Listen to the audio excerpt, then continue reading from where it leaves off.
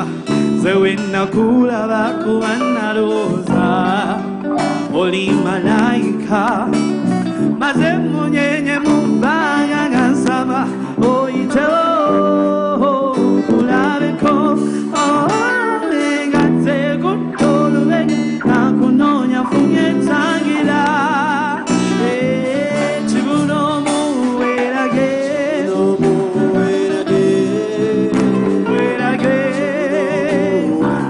Chibuno muwerage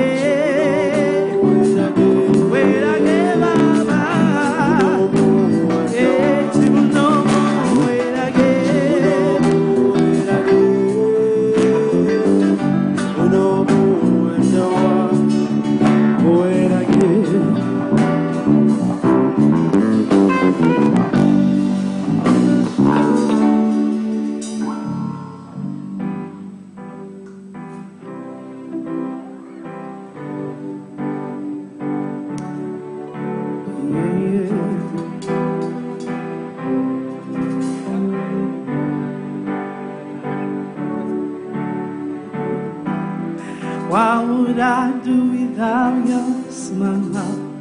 Drawing me in and you kicking me out. You got my head spinning, no kidding, I can't pin you down. What's going on in that beautiful mind? I'm on your magical mystery ride, and I'm so dizzy, don't know why hit me, but I'll be alright.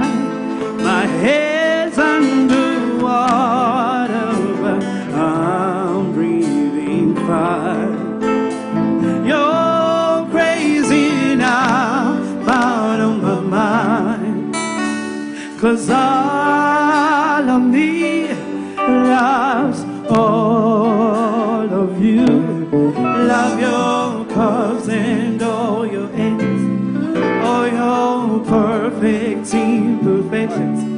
Give your all to me, I give my all to you.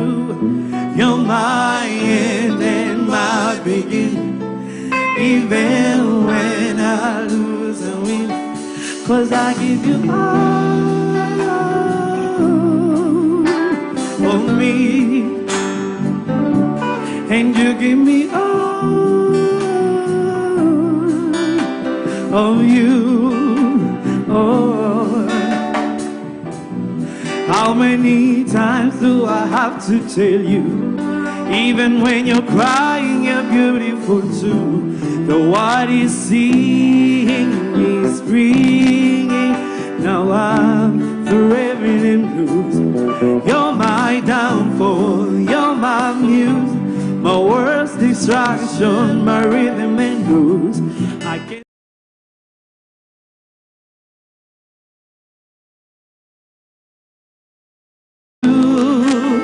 My head's under water, but I'm breathing fine. You're crazy now, out of my mind, 'cause all of me loves all of you. Love your curves and all your edges, all your perfect imperfections. Give your all to me, I give my all to you. You're my end and my beginning, even when I lose and win, 'cause I give you all of me, and you give me all.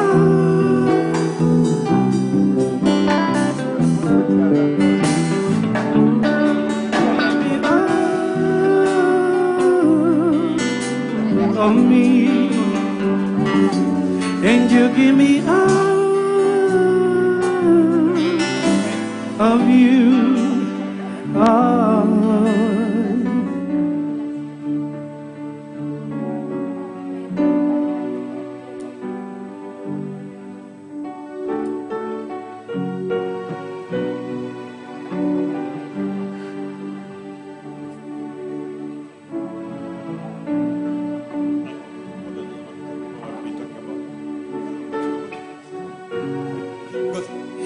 ladies and gentlemen, before I even continue anywhere, there's a gentleman I've been here with, Moses. A big hand clap for this guy, a big hand clap for him. I just want to share with you what we've been talking about with him. This guy, do you know, have you ever asked yourself why you dress the way you dress, listen to the music you listen to, have the certain sense of style, the food you eat, the things you decide to do when you wake up in the morning? And we have discovered that aside people thinking that media is about giving people information, actually media is driving our mannerisms. It's deciding who we are, what we speak, what we do, what we wear, what we eat. And that's the reason why we have this show, ladies and gentlemen. I am Uncle Mo, and welcome to the MV Talks. This is the 4th installment. Let me hear a very big hand clap for MCI for putting this together and making this very possible. And before we even go any further, let us appreciate Gina Freak, the band in the house today. Very talented guys. Just give me some drum. Baby, nya nya nya nya. Hey. Awesome. Now, before we go any further, no, which camera? Yeah. Now, before we go any further, I don't want to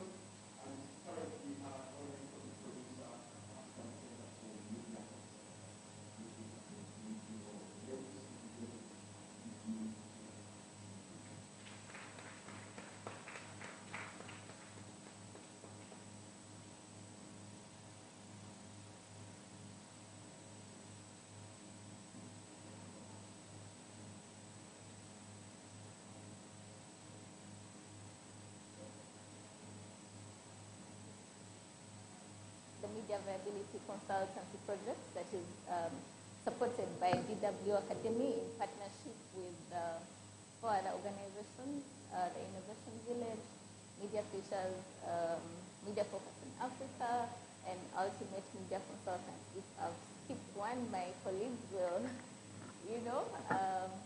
yeah, and the Aga Khan University. Yeah, so as you all know, if you've been attending these talks, you will understand that media viability or the sustainability of media has been a major concern in Uganda and across the world over the years. And I want to made a bigger problem by the COVID-19 pandemic, which probably exposed what was already an existing problem in the media industry. We had issues over media houses surviving, media houses starting up and then, not hitting the 5-year mark or even not going beyond, their first birthday and all that. So late in 2021, around November or December, around there, I was selected to be one of the 12 consultants in Uganda to work with different small, medium-sized media houses to help them understand the underlying problems and help them find sustainable solutions to the problems that they face. So, okay, technical people. Okay. Yeah. So anyway, I have it on my phone. The major goal of this project was to help media houses find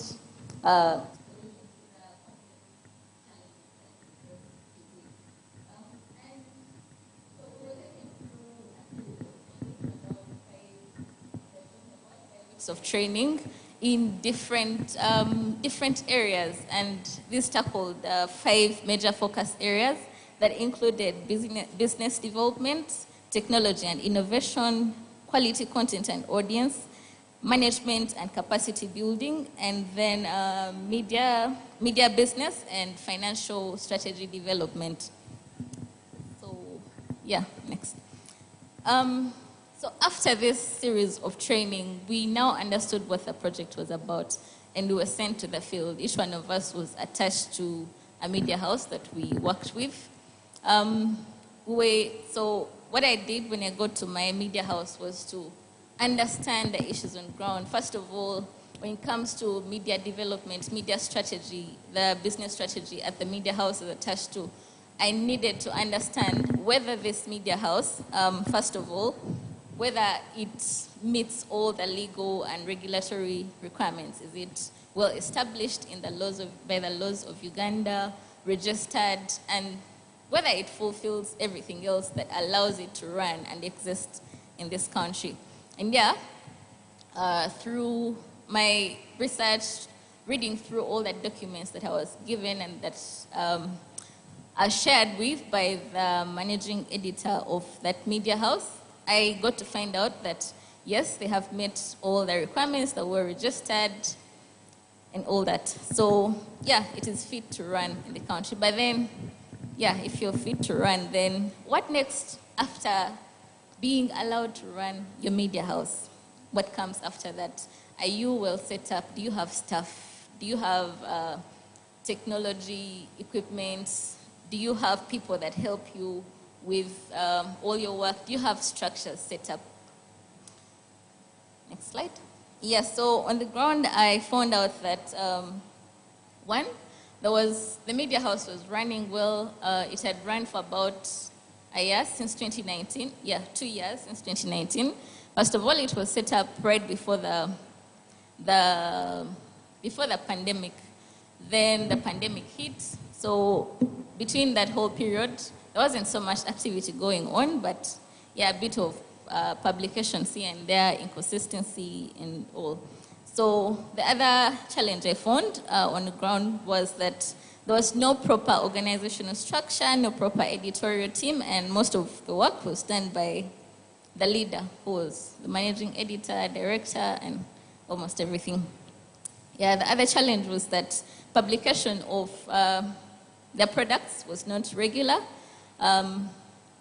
Though they officially had days on which they were supposed to publish their content, but they didn't do regular publishing. Yeah, and if you want to be a media house that is sustainable and viable, you need to be consistent. Consistency is key if you want to be a media house that lasts for ages. So the other big challenge was the lack of equipment. I found that the media house had just about 2 computers, one used by the managing editor and another that was used by the accountant. So, and for a media house to run successfully, equipment is really a big deal. As you can see in this room, we have a lot of all these things. We have cameras, we have all this stuff. Yeah, so these are things that are partly enabling MCI to run. Now imagine a media house that is producing content for public consumption to influence behavior, like Uncle Mo said. You cannot influence behavior if you do not have some of these things. So these guys did not have, equipment. And then, so this media house was running without research information. Yeah, so you're in the media house. If you are to establish yourself and know who you are targeting, who you want to influence, who you want to impact, you need to know and understand them. So they did not have audience research data, and that is a very, very key thing in running a media house. The other challenge was the lack of a strong marketing and finance team. A lot of the people, not a lot, the team wasn't so big, so when I say a lot, I think that's misinformation.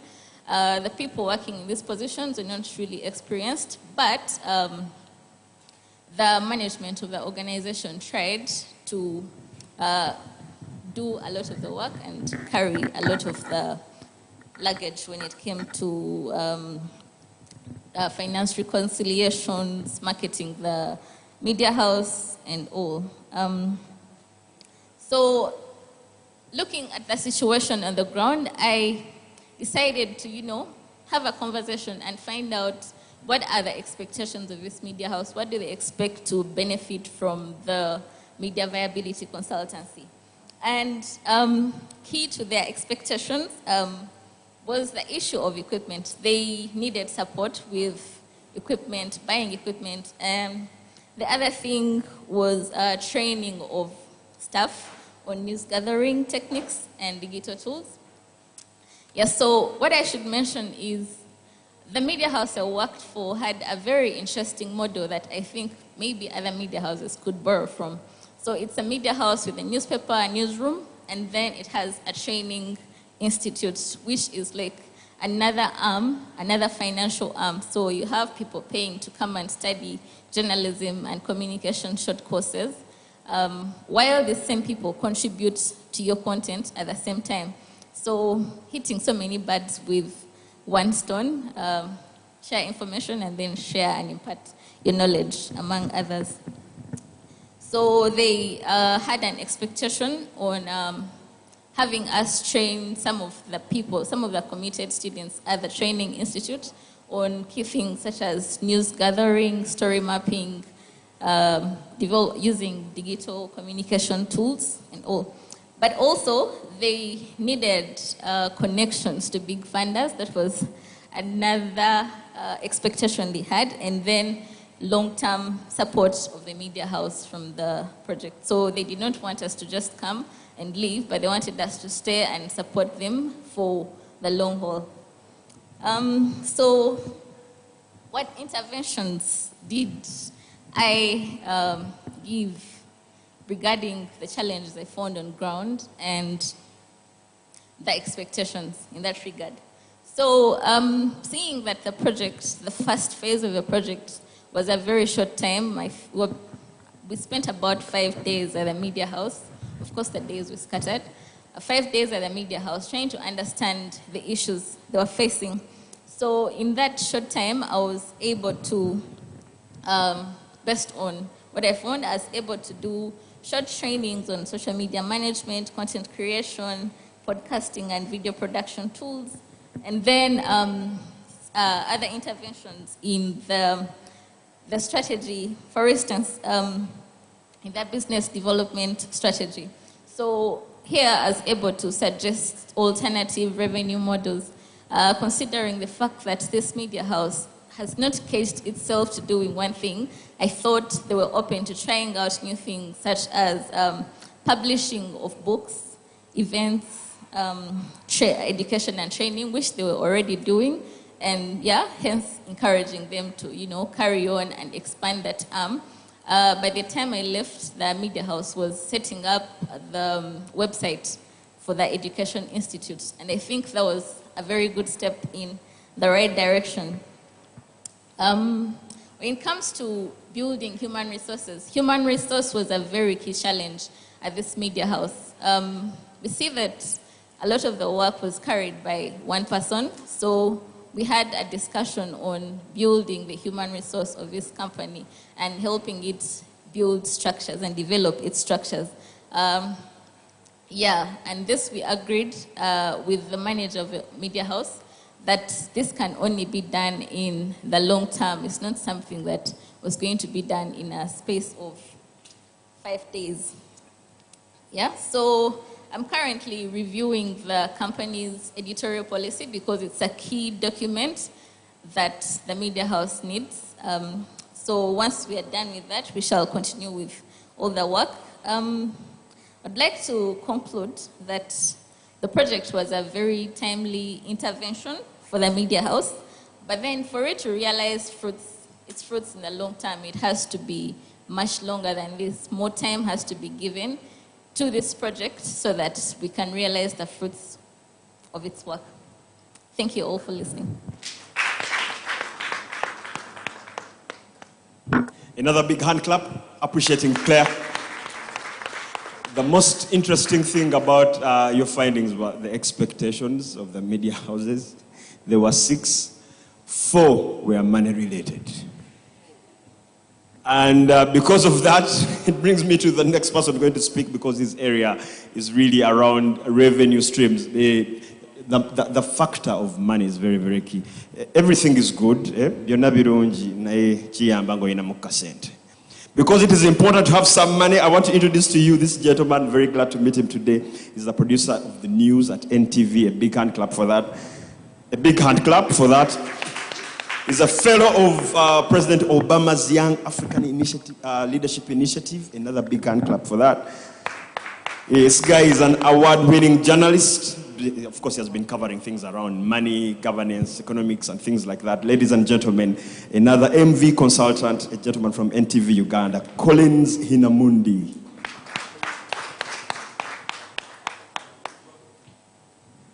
I think it's for the online people.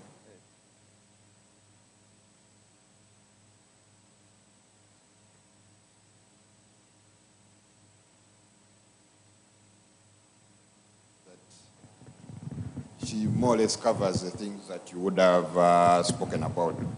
But as you've heard, my name is Collins Hinamundi. I'm a journalist and a failed poet once in a while. But what I want to talk about today is media viability, something we have been doing for the last 1 year. I've been a consultant in media viability for the last 1 year. And a small anecdote. About 10 years ago, a newspaper called The Razor started and hired people from New Vision, from Monitor, from Red Pepper, and I think most of the middle management moved to The Razor in the hope that, at least that was the first NBS-style attempt of what you'd call corporate trading, yes? But The Razor was trying to be the first Ugandan business newspaper. No no politics, no everything would be covered the style of The Economist. Unfortunately for them, they were ahead of time. Up to now, there's actually still no business-focused Ugandan newspaper. But why would that happen? Why do you think the razor went down? I thought I would use this and then ask the audience, but one of the reasons that the razor went down was that they were not ready for the kind of competition they have. They didn't have the kind of money that setting up a media house needs. They did not have the kind of strategy a media house would need to survive, and their planning beyond the corporate trading of fellow media houses did not account for the kind of market they were dealing with. That's the kind of industry we are in.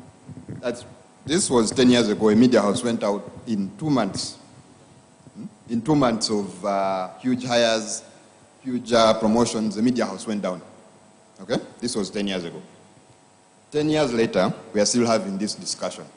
How do we ensure that media houses survive? For now, the competition is influencers. The competition is, of course, influencers will be covered on TikTok.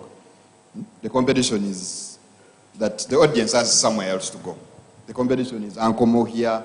Yeah? So the thing is, how do we ensure that these media houses survive? That is what we would call media viability in a nutshell. How do we ensure that these media houses survive and they're able to at least coexist with the influencers? Okay? So the media house I was deployed to is Elgon FM. It's in Mbale, in the middle of Mbale city. It's owned by Nathan Nandala Mafabi. We can move to the next slide. I'm not going to dwell so much on what the media house needs. I'm going to focus on the challenges that I found because they are mostly cross-cutting with what Claire had, all right? And Claire has already listed some of the things that this media viability consultants was meant to focus on. That is the rebuilding the DNA of a media house for what is required right now, okay? That would mean, are you prepared for what's coming for you? Have you gotten your legal documents? Do you have an editorial policy? Do you have the right corporate umbrella for the needs of, for example, the regulator, for the needs of your advertisers? Okay. Then the other would be, I'm going to get back to business and media content later, but the other would be on human resource. Do you have the right structure for today's media house? For example, back then, the media house didn't need, or if needed one, they didn't know they needed one. They didn't need a data scientist. They didn't need a digital strategist. Right now, you need all those people. Actually, at some point, you may have a huge team of data scientists and less than 5 or 10 journalists, because the journalists can still be fed content, or they can derive their content from the data analysts and the digital team, all right? All these things didn't exist back then. But right now, these are things that if you think of starting up a media house, you need them. You have to plan for them, all right? Then, same with, again, human resources. For example, you will find a media house that is a family-owned business where, because you have no structure, you have no policies, the owner's wife is also a decision maker, the owner's daughter is a decision maker.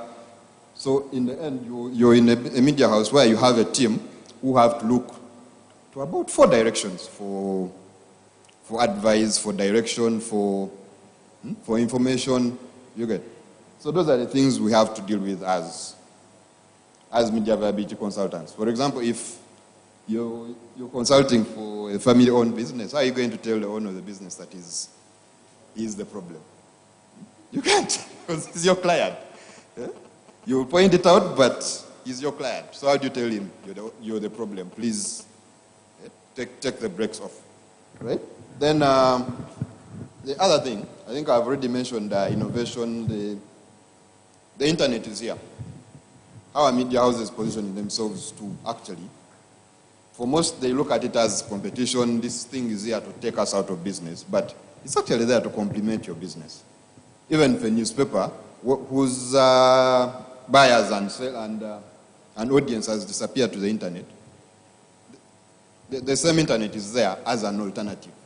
Find that audience there. Give them what you used to give them here. Find a way of packaging it so that instead of going to, what's his name, Lumbuye, instead of going to Lumbuye, that audience comes to you, stays with you, trusts you to give them the same trustworthy information instead of looking to someone they cannot, whose information is not verified, whose information they cannot trust, or whose information comes from rumor. All right? That is what we are dealing with.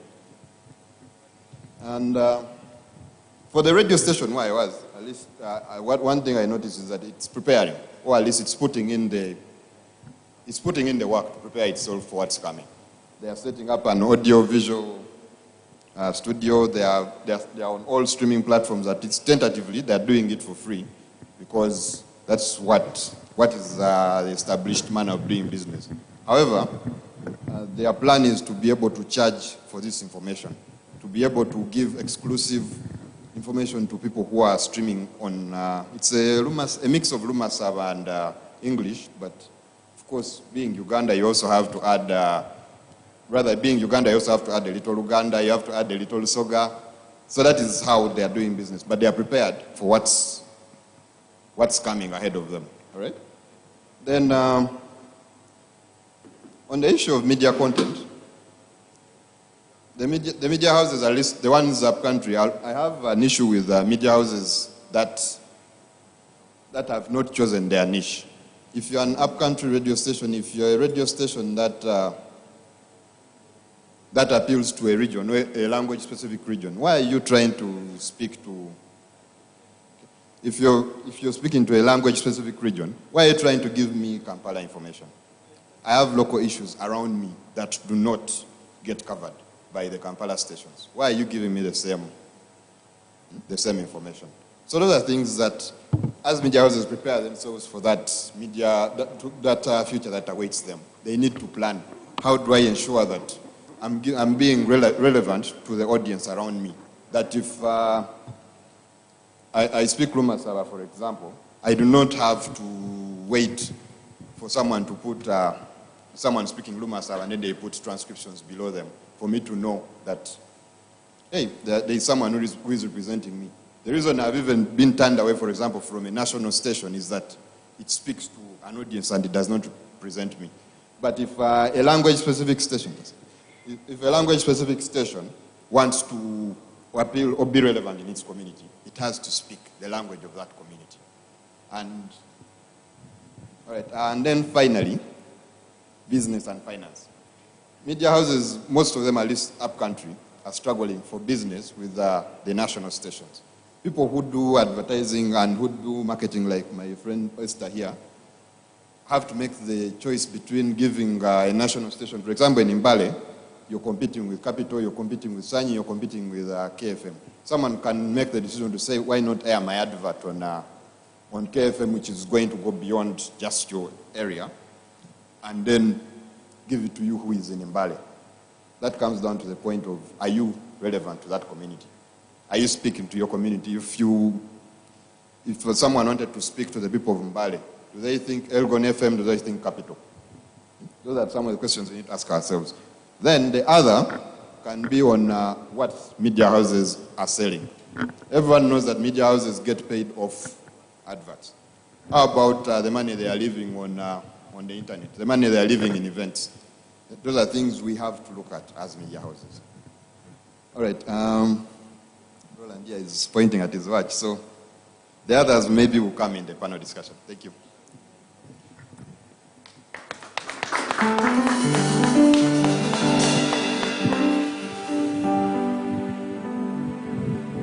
Another big hand clap for Collins. Yeah. Now, we lost a bit of time, so to quickly go to the next one, I am also very glad that I'm meeting this gentleman today. He previously was holding the position of creative director at Next Media. Is a seasoned, multi-dimensional guy in media. He has been around advertising, events, radio, TV.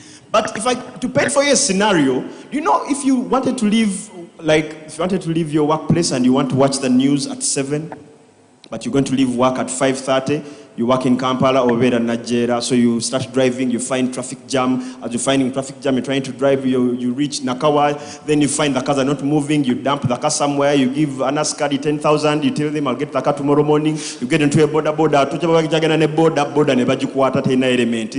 the last 3 kilometers reach Najera, you run to your home, you want to watch the news at 7. You run the rest of the 3 kilometers, you reach home. I know some of you may not kufru yomunda. So when you reach, you put your hand inside. As you're trying to open, the key falls inside. So you first go, then you get the wire to pick out the key, get the key, open the padlock. You now get into your house. It's now 7:30, you realize you don't have your car. That is the reason why we have Afro Mobile, so that you can watch wherever you are. Ladies and gentlemen, the guy who is head of operations for Afro Mobile, an app that is in-house at Next Media Services. Ladies and gentlemen, I give you Melvin Chimba.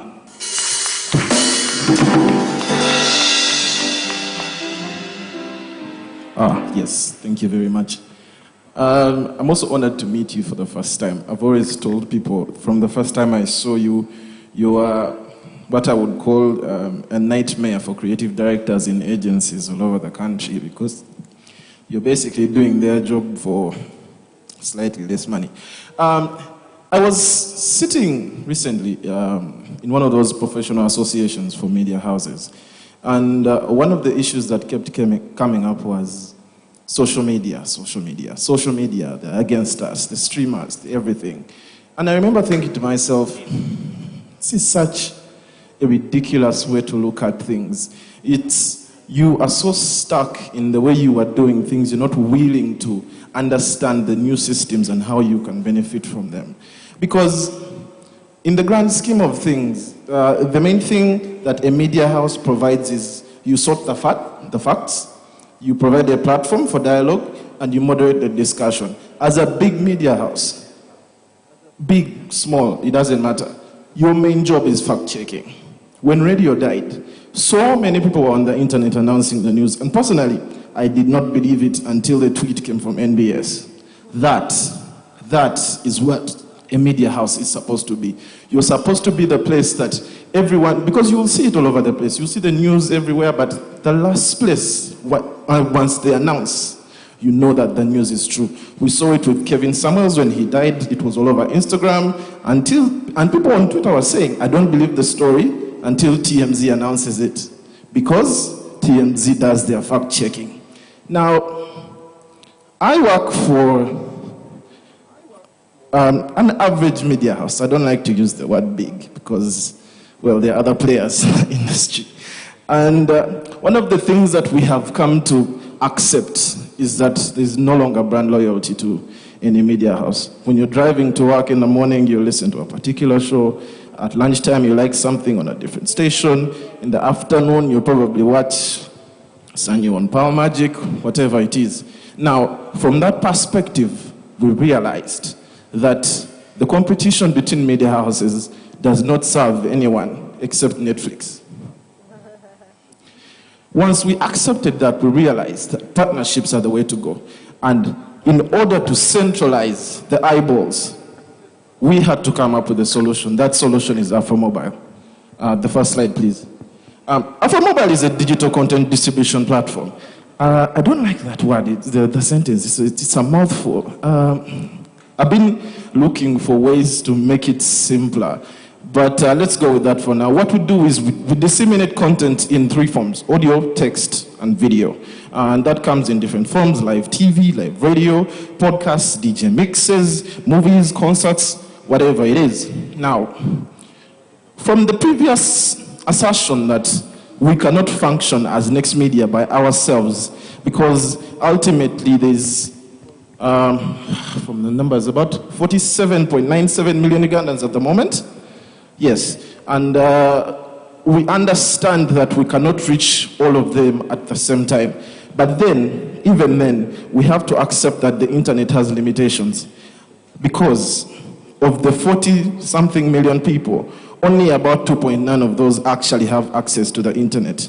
Now, the idea that the internet is going to take over TV or radio, especially in Africa, is short-sighted and ridiculous. Now, that sounds like I'm going against my own product. No, that's not what I'm doing. I'm just giving you perspective of what we can do. And the fact that the influencers and whoever are not against you, the fact that we should work together with these people in order to push our products better. Now, second slide, please. Technology is not against us. Technology is for us. Who are the two biggest software developers for phones right now, OSs? Android and iOS, right? About 12 years ago, there were two other big players. That was BlackBerry and Nokia. Symbian, no one even remembers Symbian, but yes, that was the OS for Nokia. That's how irrelevant they are right now. But from the questions that were asked from the Kodak executives to BlackBerry to Nokia, all of them had one answer: we did nothing wrong. I always focus on the first two. We did nothing. If you're not willing to innovate, if you're not willing to get into the spaces and understand how they function, you're going to stay behind. And this is not because you're not a good media house, it's because you're not willing to adapt. Adaptation is a part of us as human beings. The whole ecosystem of how we function is based on adaptation. Because one of the most funny statements I hear from people is them saying, oh, when Yasu and so the earth is going to end. That's not true. The earth is going to be here long after humans are dead. What is dying is the conditions that support you living on this planet.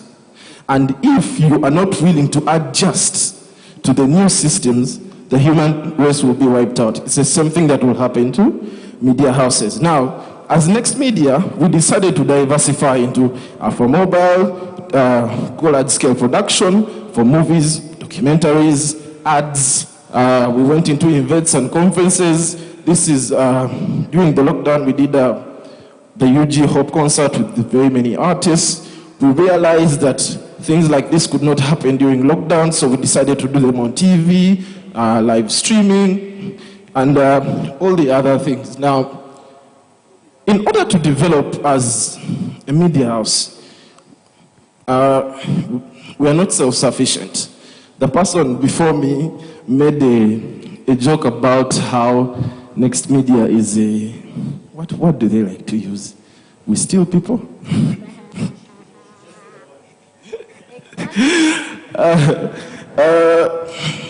I don't think of it that way. I mean, you don't complain when Ronaldo moves to another team, do you? Anyway. So partnerships with other media houses, both in the country and international, provide a wider perspective on how to do things. Because like I earlier said, we function on partnerships with not just media houses, with hotels, with different people, because in the grand scheme of things, we will not survive if we don't function together. The professional associations that exist, WUMOA, NAB, and whoever exist so that we have strength as one. Because if a particular client has refused to pay you, or someone in your competition is offering peanuts for your spot ads, then you definitely can't raise your prices. However, if you approach it as a group, you can establish the best price and everybody else can be able to make money and stay in the business.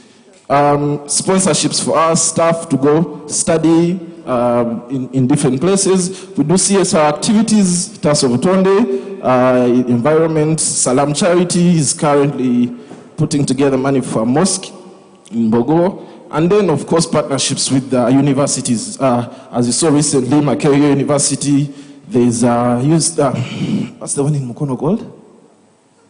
That one, yes. No, I wasn't insulting anyone, guys. I've already talked about technology, but I'll give you a quick run through. We focus on live streaming because the internet is everywhere. Like, you see how she's holding up her phone right now? That is what we need to be as media houses, everywhere at the same time. So live streaming is the way to go. You need to invest in buying the equipment in order to do this, both on TV and elsewhere. Audience engagement. Danze always makes the assertion that we own 70% of the conversation on the internet. I don't know whether that's true or not. He hasn't sent me that email with that data. But we realize that accessibility to quote-unquote media figures gives people a way to express themselves. And once we get that feedback, we understand how to adjust as a media house and do better. Mobile journalism, integration, and the rest. It's gone. Content. Quality control.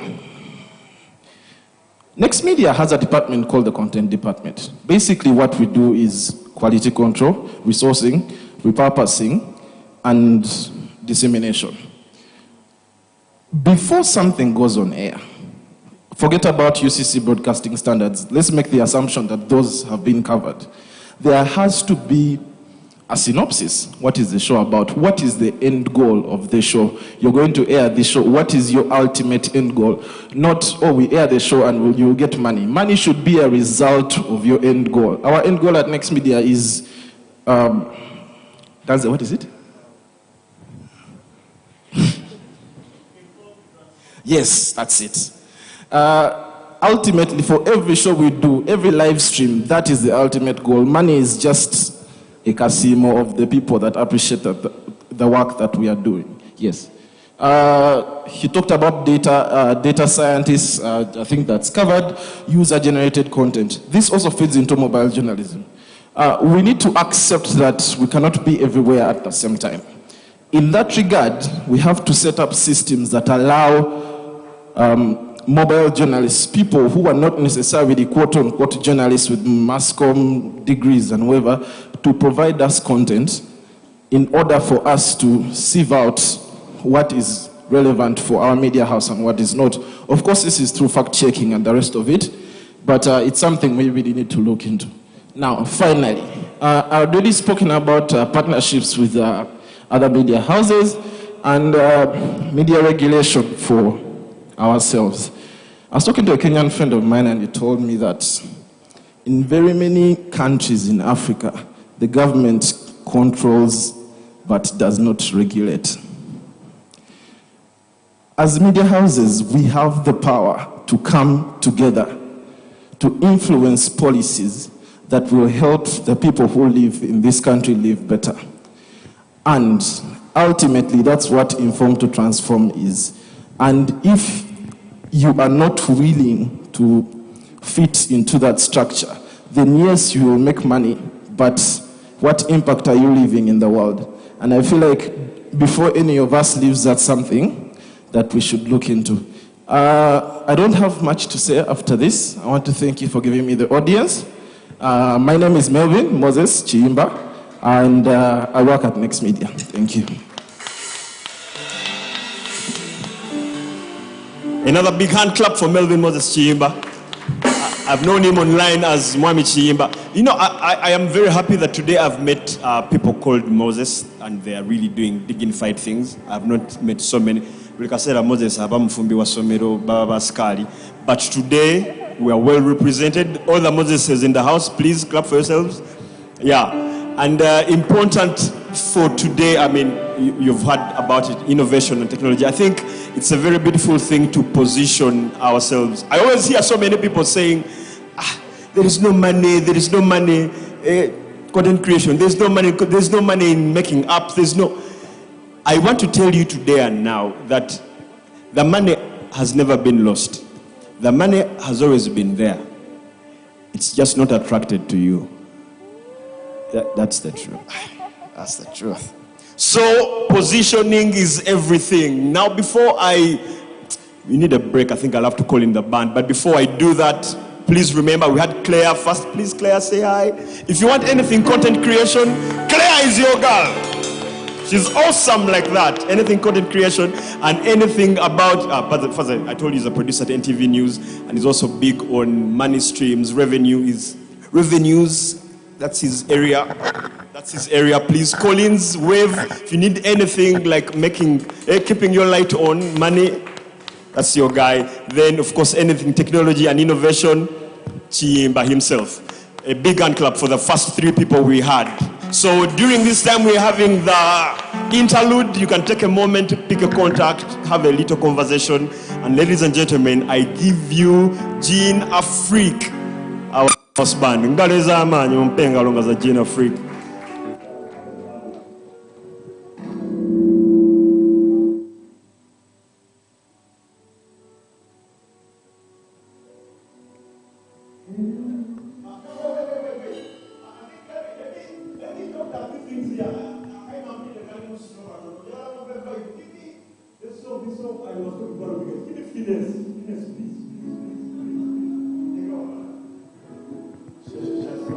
Ladies and gentlemen, Jean Afrique.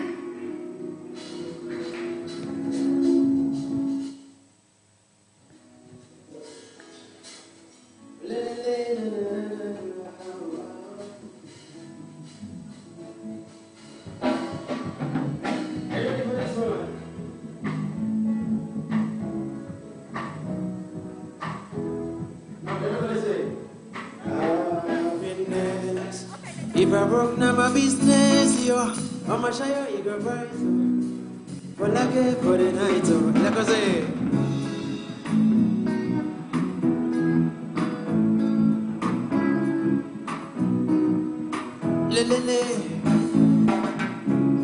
Yeah, and I be living fast life, but I see it in slow. On the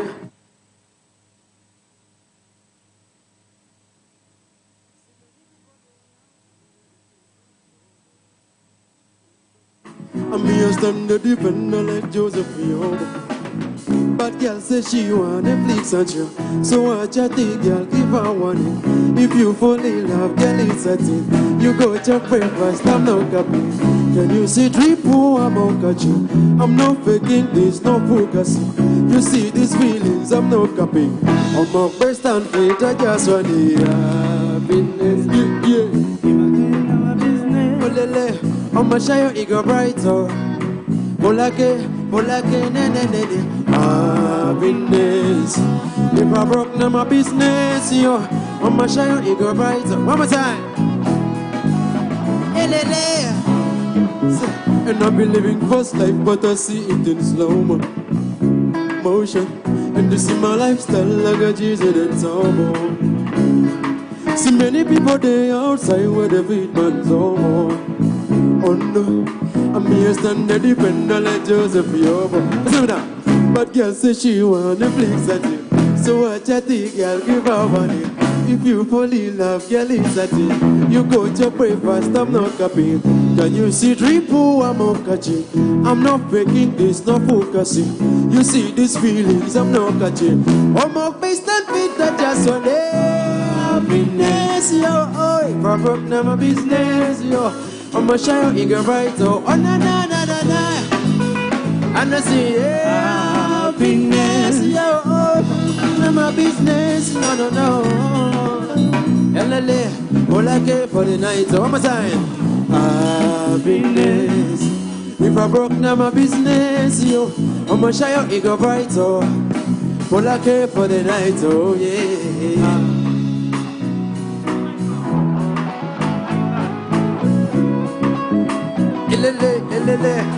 Happiness, yo.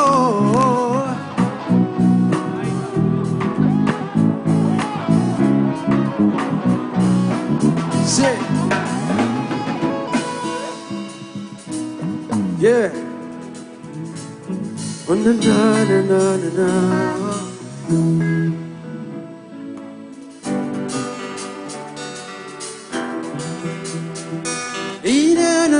Na. Yeah, God found me a woman, my woman, my priority. Yeah, she fell in love with the wire. She means the whole world to me. You love me better than I love myself. I just want you to know you trust me better than I trust myself. I just wanna give you love. 'Cause when I close my eyes, I know you'll be right with me by my side forever. Do you know how much I prayed for you? I prayed for so long for you, my darling. Be my forever, I promise you never lay you down, baby. This is my vow. As I belong to you, and you belong to me. I gave you my heart, oh yeah, this is my heart. When you see the rain, yeah, I'll be your umbrella. I gave you my heart, oh this is my heart.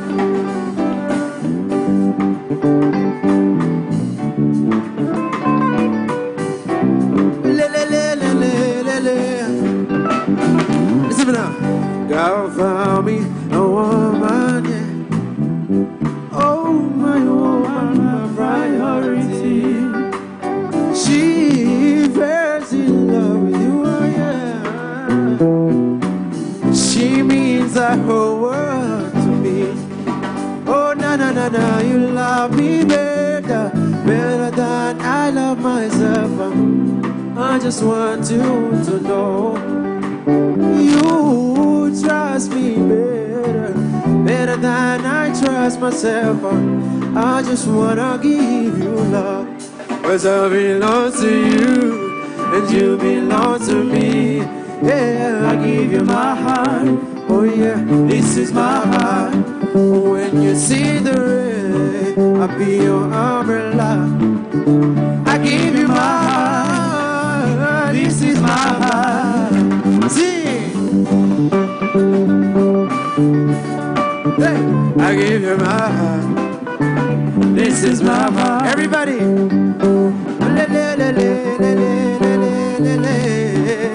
I give you my heart. Oh yeah, this is my heart. Ladies and gentlemen, a big hand clap for Gina Freak. Gina Freak, thank you very much. Thank you, thank you. Thank you, thank you, thank you. Wow. Another big hand clap for Gina Freak. Big hand clap for Gina Freak, everybody. Yeah. These guys were about to play Monday morning music. I told them to play Friday. They just switched to Friday. Now, ladies and gentlemen, I want to just kick into the next set of people coming to speak to us. The next person, when I saw the flyer, I had so many people in my inbox talking about her. I was like, when will I meet these people? Finally, today I get to meet her, Esther Agwang. I'm very excited to find you today. Has over a decade of experience in journalism, content creation. Everything around marketing, content, PR is this lady. And she holds an MBA from Edinburgh Business School. She's all big things in comms and marketing. She's a chartered marketer as well. Ladies and gentlemen, I give you Essie Agwang. Thank you so much, Uncle Mo. In my inbox also, I have people asking, for real, I'll send you a screenshot. Yes, the findings that they are sending me. Ladies and gentlemen, very good afternoon to you. I'll go straight into why we are here. We are here to talk about media viability. We understand right now that the landscape that the media industry is in is very turbulent. There's a lot of change, especially in terms of customer or audience behavior. Our audiences are not audiences that we used to have about 10, 5, or even 5 years ago. Audiences have completely changed. Their attitudes, their likings, how they access and consume information has changed. The politics, the economic, the socio-cultural values, everything to deal with the legal environment. There have been lots and lots of changes. And my colleagues have talked about media houses that have had to ship up. And those media houses that are actually adapting are the ones that are shipping in, all right? So my consultancy was based in northern Uganda. And it was, I would say, very interesting in terms of I was able to understand the kind of media outlets that we have in this country. Most of us probably are just here in Kampala, central Uganda, and we are thinking that all the media outlets that we have are the same. But it's until you get out of this city or urban environment that you find out the different settings of media houses. So one of the areas that seriously was on top of the agenda was to understand the setting of this media house.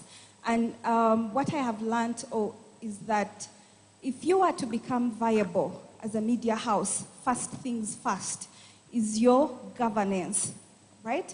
When we get into you understanding, why do I exist? For whom do I exist for? And so even as you go to UCC to get licensing and registration, you need to make sure that you have the right license to enable you to do what you want to do.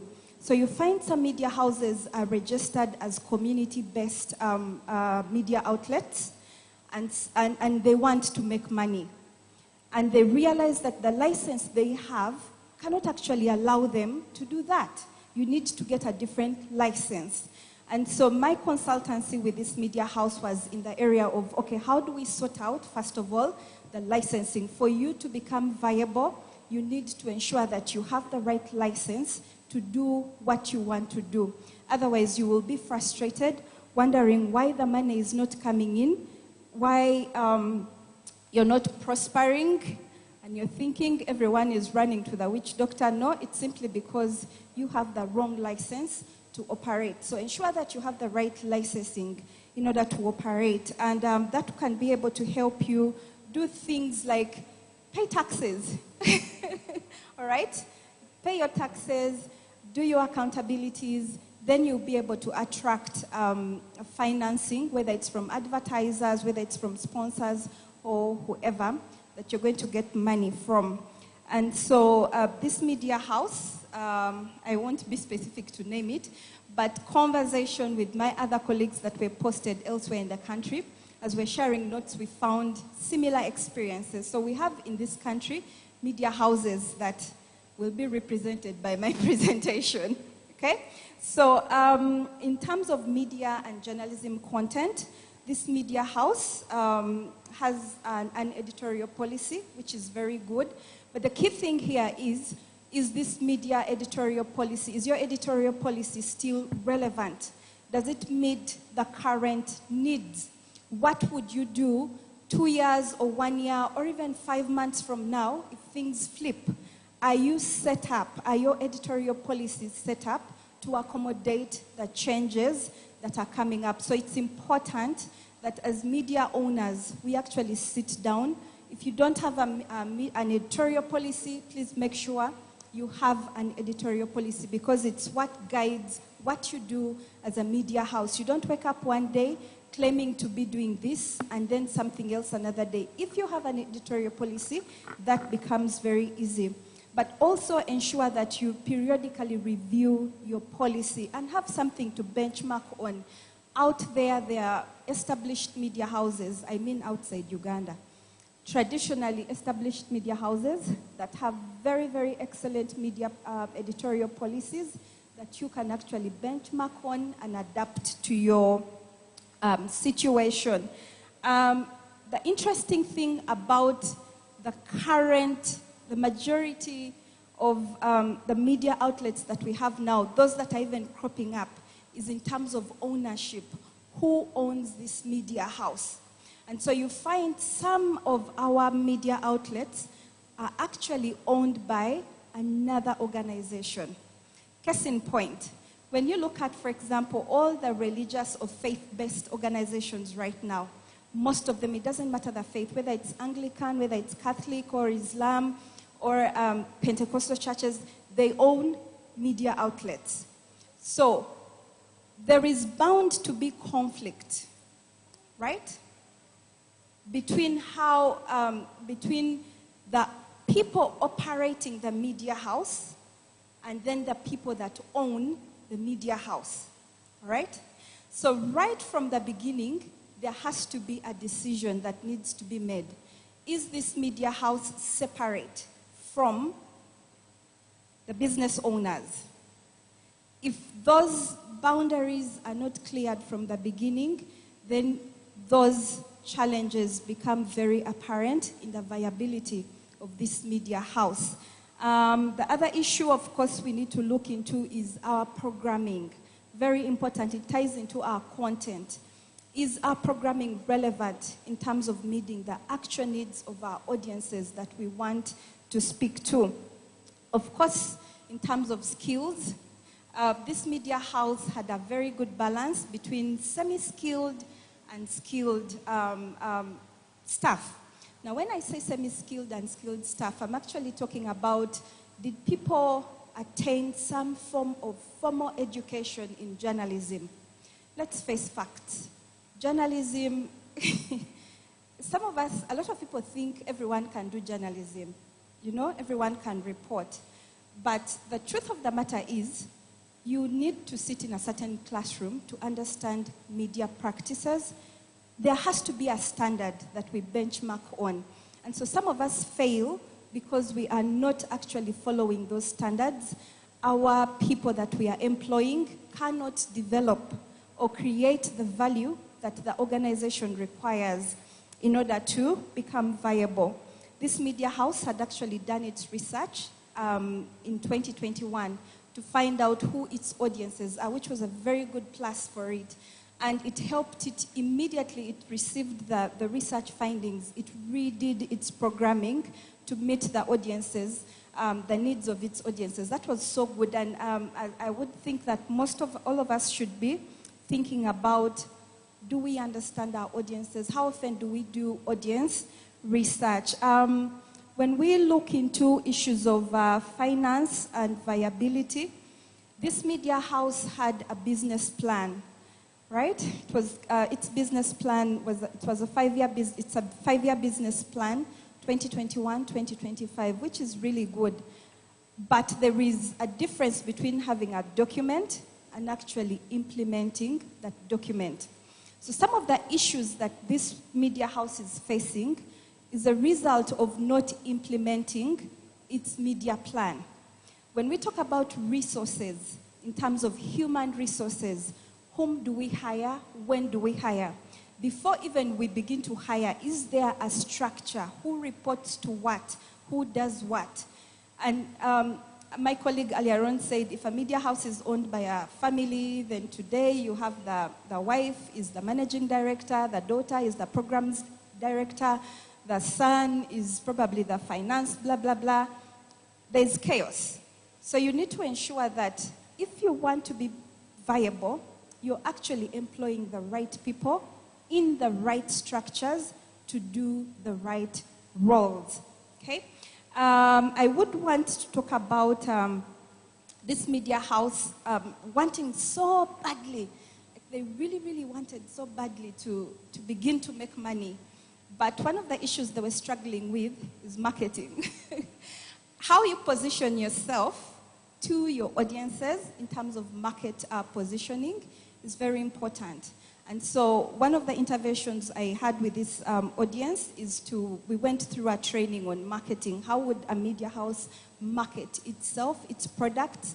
It's amazing that everyone can do something to promote the viability of the station. I quickly want to conclude, and as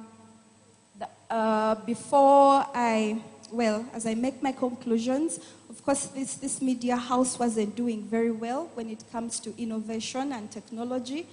There isn't a department or people that are designated to do research, to understand the new technologies, and to see how these technologies can be embedded in the business. So it's simple things like what collaborative tools do we have? How do we store our information, our content? Who does what, when, where? If someone exits the organization and they had a database of our contacts, what happens to us? Do we shut down because this person has gone with our database in their head? There has to be a system where we store our database for our sources, for our contacts, and so that helps the organization to grow. My recommendations for this media house, one, of course, one of the things, by the time the consultancy was ending, I had the opportunity to sit down with the senior management of this media house. We went through a report that I gave to them that they were going to present to their board because they were very interested in changing the way that the things are done, and they needed someone to give them a document that they can use in their board meetings to try and present a business case for them. And so I sat with the senior management, we did that. We did recommendations on how to scale up their marketing activities. Of course, this media house needs to refine its business plan. A key area that most of our media houses are facing is in the area of motivating our staff. The media industry is full of people who are not happy with how much they earn.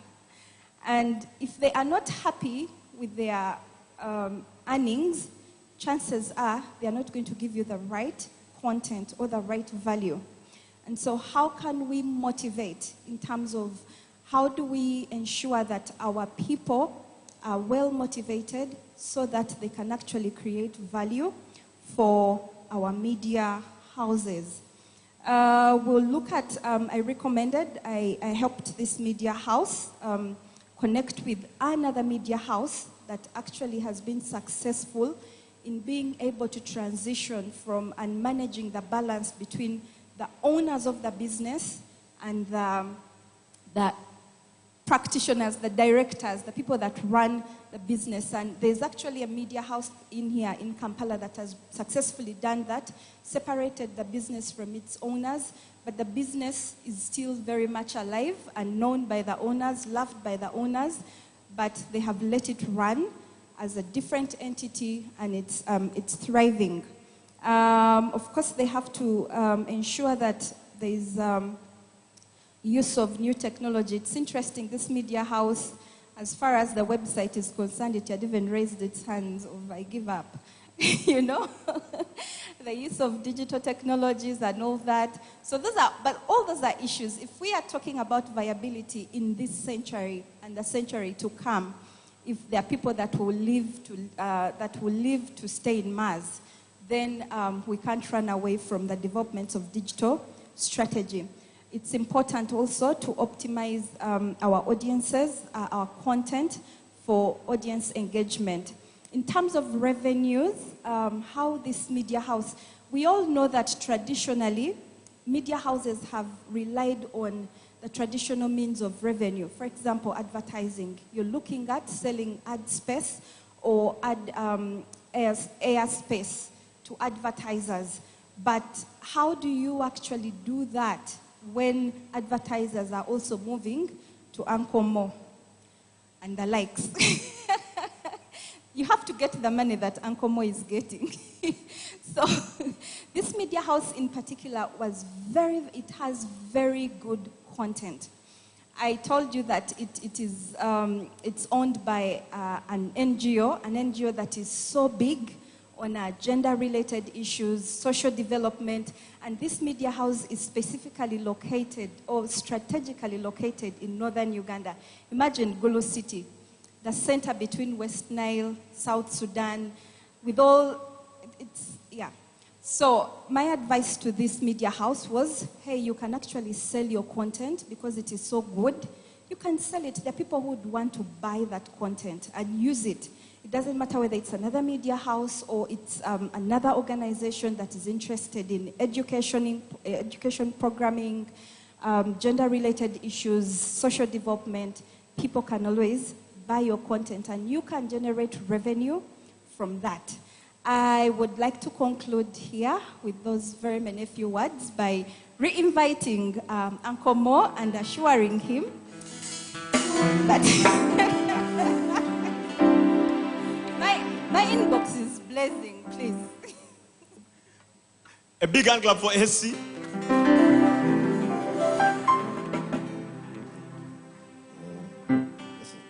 They don't really pay that much. I think the biggest takeaways from that, she talked about relevance of content. That's very big, that's very key. Then she also mentioned the part of motivation of journalists. The thing I know that when you pretend to pay someone, they will pretend to work for you. Okay, let's do it. Let me say it, then for you, repeat after me. When you pretend to pay someone, you say they will pretend to work for you. When you pretend to pay someone, shout so that your employer can hear. When you pretend to pay someone, they pretend to work for you. Thank you very much for the insights there. Now, before I go to the last consultant, let me first bring in one of the recipients of these consultancy services, a renowned journalist. This guy is the board chair of the African Journalism Institute for International Affairs. Ladies and gentlemen, the CEO and co-founder of the Homeland Media Group, I want to invite to the stage Kasozi Nassar.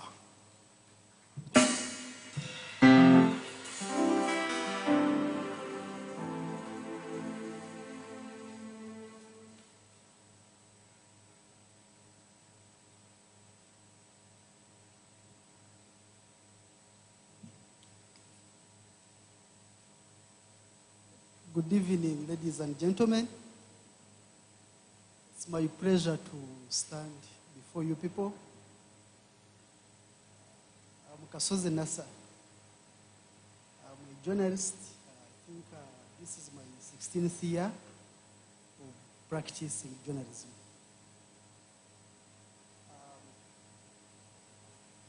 I am so much honored to be here for the second time, and also see the senior faces. I ran short of words because at my level, I would like to hear more from my seniors. A case in point, Madam Margaret. I covered her stories some years ago, I think since 2005, and I have been following what you do. We appreciate, especially us in the media. So having been a journalist, having been a reporter, a presenter, a producer, now to a media owner. So I serve and I have served all roles.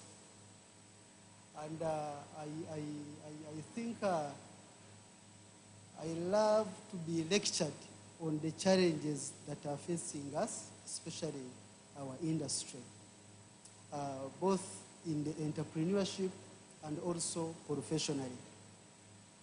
I would also like to appreciate and thank the organizers, mainly MCI, the Media Challenge Initiative, for hosting us and also enabling me to come here. This is my second time. My first time, it was for a training. I don't remember in what area, but we were the other side. Now, my second time, I am here to have an opportunity to showcase what I do. I am Kasozi. I happen to be the owner and editor of the Homeland newspaper. And people talked about innovation and technology. Now, this kind of reporting is actually going down. Why? The economies of scale. to manage this, you need to do a lot. Now, technology is also helping. So that's why we, from the media viability consultancy, I would also thank the consultant who came to our small media house, somewhere just in the middle of Kampala. I think I am one of the few media houses. I don't know whether mine is small or mid or what. I don't understand the classification. Somehow we survived the 2 years of COVID. We were able to still manage our office space in Kampala State, just in the mid of Kampala, to Greenland Tower. Most of our colleagues ran away to the extent their furniture was confiscated. But with God's grace, and without even selling part of myself, I didn't, but God made us to survive, and we are still surviving. How? I worked with UBC after university. I started my journey for, I think, 12 years. From there, I decided to quit journalism a little bit.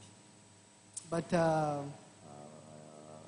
my mentors said, no, if you have a degree in journalism, then you need to be identified. So you must create a classification. So I have an uncle who happened to be a doctor, but now working for the government. He said, you see me, I'm a medical doctor, but I am a public servant. So my classification is a doctor. That's when I decided to come back. That was now 2015 there. So I decided to come back while employing myself. So I started the Homeland, the African News Journal, also the organization called the African Journalism Institute for International Affairs. So our role was, because I used to see my colleagues doing reporting, but lacking the diplomatic etiquettes. And I had gone somewhere to do a study on international relations and diplomacy. But still, it is not working very well. We needed money to survive. So we started the Homeland Media Group, which is a multimedia communication and publishing company. So what we do is we publish this Homeland newspaper, and then in it we do news publishing and also advertising. So how we sustain this business is from adverts. We get adverts. We do bid, participate in, you know that process of bidding. You compete with giants. I remember one time I had to bid with the Observer at the Parliament. And there are about 8 media houses, including Sunrise. So the Homeland and the Observer went through that parliamentary bidding. So the Homeland Media Group is pre-qualified to do business with the Parliament of Uganda. We are also pre-qualified to do business with the government of Uganda. You know, now, there is a challenge, what I see, and I shared this with the consultant who was attached to our media house. What we study at the university in the School of Media, it is actually not what we find in the field. Now, you are into journalism, of writing news, reporting, or presenting on radio and TV, or doing other programs. But when it comes to entrepreneurship now, you become a media owner. Now the level shift from A now to B. How do you sustain? that entity, how do you even pay your colleagues? For example, you cannot work alone. I have a challenge. I invite colleagues to work with. You ask about the expectations.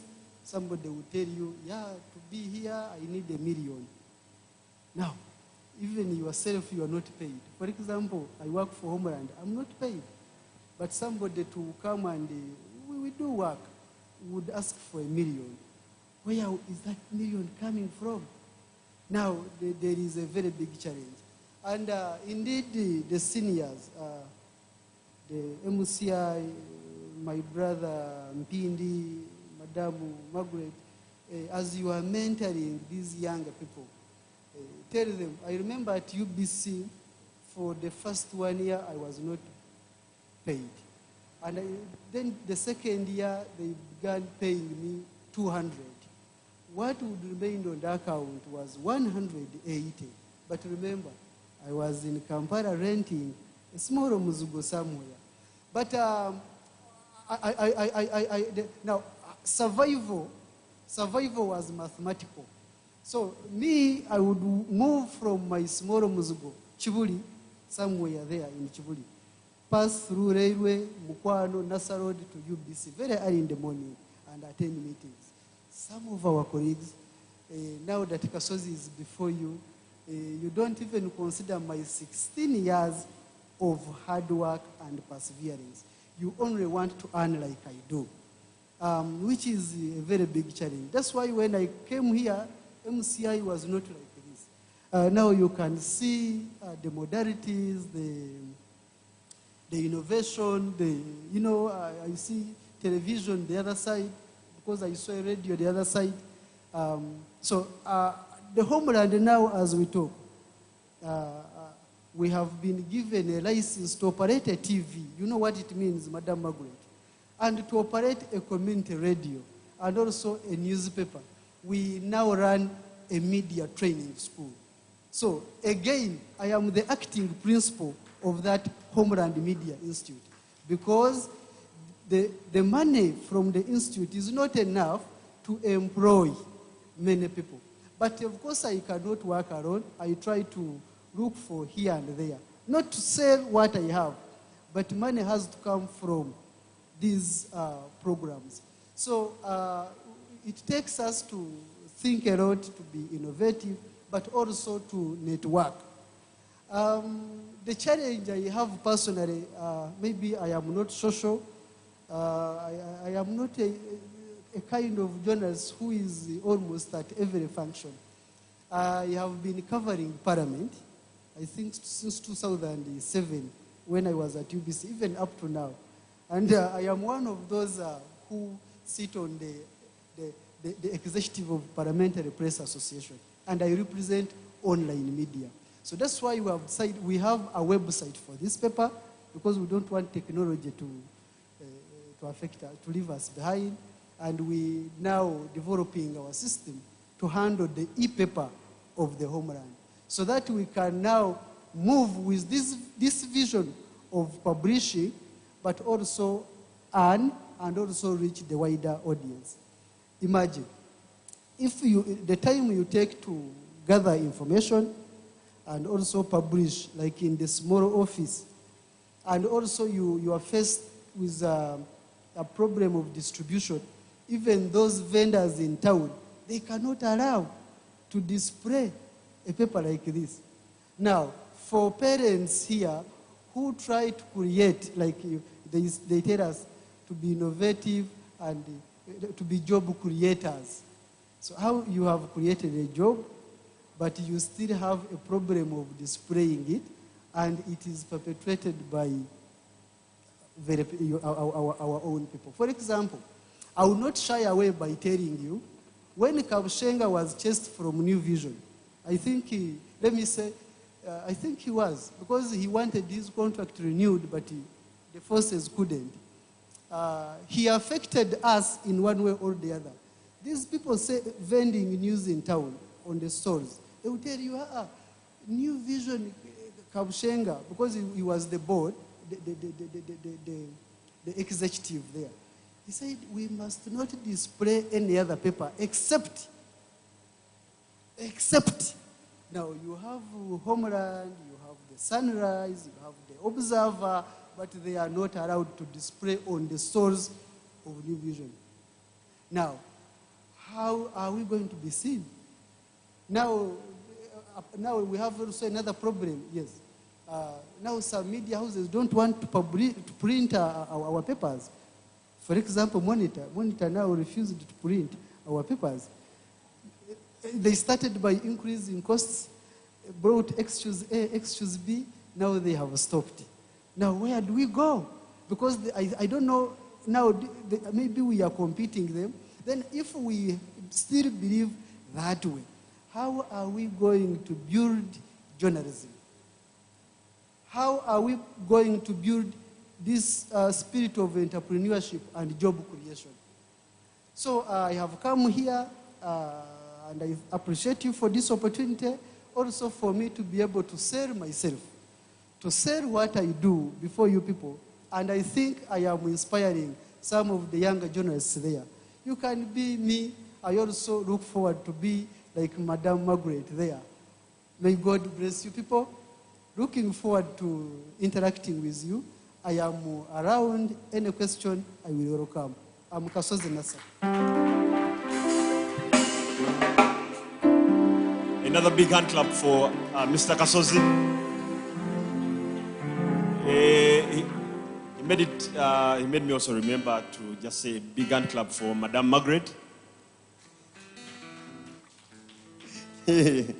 Now, I would like to listen. I think we should listen to the final consultant. We are going to get into another session where we shall have a panel here. Just quick conversations about major media issues around media viability. So please stick around for that. Not only that, when we get into the break, there is a game in the house on financial discipline and management. It's a financial game, very cool game by Pesa Smart. This game was done in conjunction with Bank of Uganda. So Jagala Tuveremu class, this game is in the house today. You will come here, it has proper situations of financial situations, unexpected expenditure, audits and stuff. Everything you need financial literacy is up in this game, Pesa Smart. Be around for this later. There's a gentleman called Jerry. Jerry, wave, please, from the back. If you love to go and play from home, he's around. A big hand clap to Jerry. Big hand clap to Jerry, everybody. Hey. Now, the final MV consultant, we're going to listen to this gentleman as a footprint in things, content creation, human resource management, and financial management, and also getting us back into the conversation of tech and innovation. Ladies and gentlemen from Uganda Radio Network, I give you Christopher Tusime.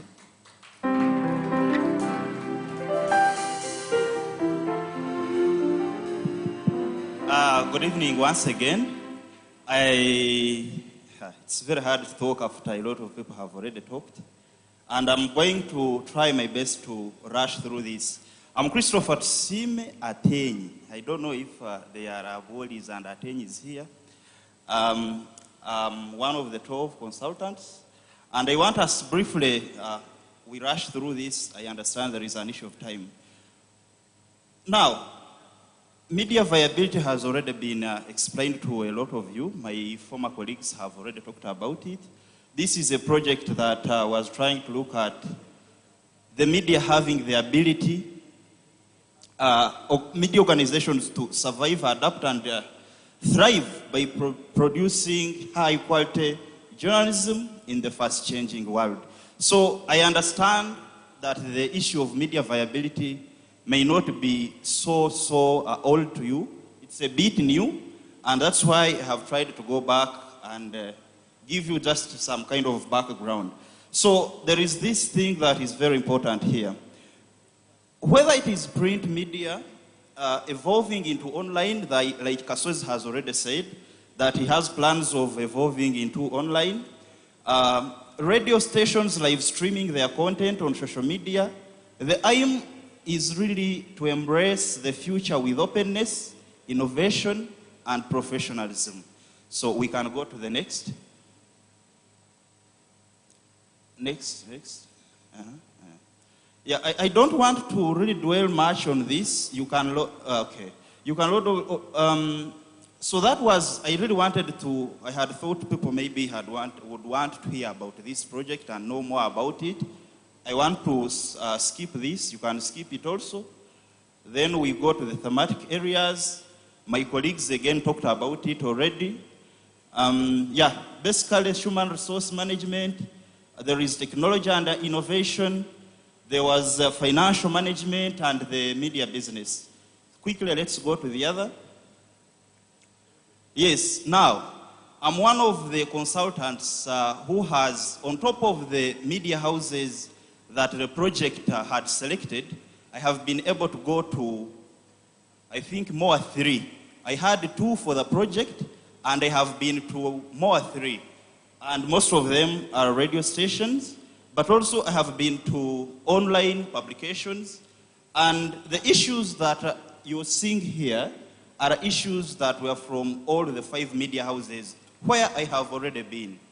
And I will really take time on this briefly because I think they are the most important. If we know the issues on ground, and because they are cross-cutting, I'm sure we can leave the media in a better place. So, one of them is the over-interference from the media owners. Friends, just like again the colleagues have already said, media houses, most of them are owned by pastors, they are owned by politicians, and individuals like Kasozi.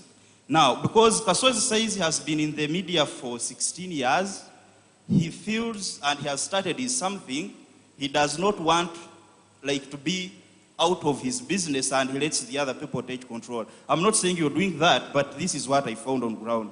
So, most of the media owners want to keep interfering in the day-to-day work of the business. They are the same people who want to control the finances. They are the same people who want to control the human resources. They want to make key decisions, even when they don't have the media background. And that's very unfortunate. There is an issue of the limited media knowledge. Most of the staff you'll find in the media houses are ill-trained. And the reason is always very simple, that media houses want to make a lot of money, but they don't want to invest. And that's a serious challenge. So they pick guys from the street, guys who can make the others laugh, guys who have the deep voice to bring them, and they work. So they have very ill-trained staff. We have limited revenue streams, that is self-explanatory, little or no documentation. For sure, I have been to 5 media houses, and none of them had a human resource manual, just a human resource manual. There was no media house that had a style book. I normally ask that you are a media house, you're writing online, you're making posts on Facebook, but you don't have a style book. So when you're referring to money, for instance, do you say UGX this million? Do you say shillings? Those are the things that are always defined by the style book. The style book tells the media house how you write. Do you put a full stop after doctor or you just leave it like that? I have been to some of the most serious media houses like Observer. They have a style book and it is very clear. I can now go to the challenges. Yes, content creation. Most of the media houses are relying on social media, unfortunately. Social media to break stories. If I asked here how many accidents have you heard about Link Bus, like since maybe Thursday last week, you can talk about 7 or 8. Most of them happened some time back. But media houses are rushing to go to social media, pick stories, and also repost them. And that's very unfortunate. So you find a media house, they don't pitch. You wake up in the morning, the staff is telling you, I'm going to the field. They've not talked about the kind of story they want to do, how the editorial team can be of help, and that's all they are doing. So I find that very, very unfortunate that there are media houses that are operating without editorial meetings, without pitching. People just do stories the way they want and they submit. Very half-baked stories. Yeah. Present but disengaged staff.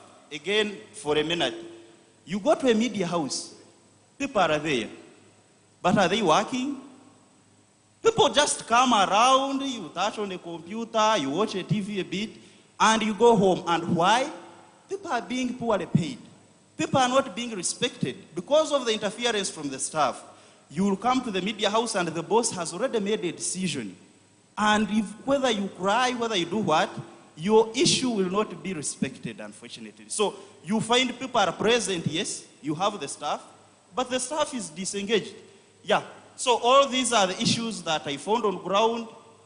Maybe we can again go to the next slide. So some of the interventions that I have given to some of the media houses, emphasizing alternative revenue streams.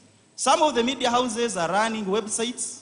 They pick flyers from maybe a university that wants to advertise itself and post them on the website. But these are the media houses that cannot even just get maybe Canva and design these adverts themselves. So you find the university is instead running to a graphics designer, the institute is running to a graphics designer to design something that a media house will be designing and charging an extra cost. You see that? So it's a matter of opening up our minds as media owners to start making more money, running sponsored ads. You find there are people in the villages, they have their businesses, but they don't know about Facebook and maybe YouTube ads. So as a media house, I have recommended a lot of alternative revenue streams, technology and innovation. You find a media house that is not having even an active social media account. They last posted last year, and if you ask where are you footing in this technology, they are nowhere. So these are some of the things. You can go to the next for the interest of time. Yes. Management and capacity building. Good management practices. You go to a media house, and when a staff makes an error, I have been to some myself as a reporter. When you make a mistake, you're bashed before your fellow colleagues. How could you write this story? Why didn't you talk to the other person? How can you be this lazy? You are abused, you are insulted before your fellows. And for sure, that is one of the worst things you can ever go through. So we tell media managers, please, find ways of talking to people without embarrassing them. Because me, if you embarrass me like that, I have personally resigned from media houses before, and I have not gone back because of some disagreements with the owners. So, training staff, enacting capacities, creating human resource manuals. We talked of a human resource manual. You cannot operate without a human resource manual. Quality content and audience engagement. Story pitching, very, very important thing I have already told you about. You cannot be a media house that operates without staff pitching stories. You come together, at least, for me, I've been to media houses where you pitch every morning. Every morning, what are you going to do? What are you going to do? Who are the sources you're going to talk to? So that you advise each other. Someone can actually tell you that story was published yesterday, and you leave it out. So pitching on content creation, very important. We can go to the next, that is political and economics. Next. If there is, okay, yeah, on conclusion now. So media viability, again, was about making the media more viable, more sustainable, and remain professional at the same time. So that was what the whole project is about. And I'm saying that the consultancy came at a time when most media houses were operating, but they are limping, they are not working so well. Yes, they may not be at the best place now, but we are saying that if they take this advice we've given them and put it into practice, it's going to help them. So the project, I recommended it can be extended to others, and media houses that were not considered can contact us individually, and we come to them. Is there something else? No, I think that was all. Thank you very much for listening.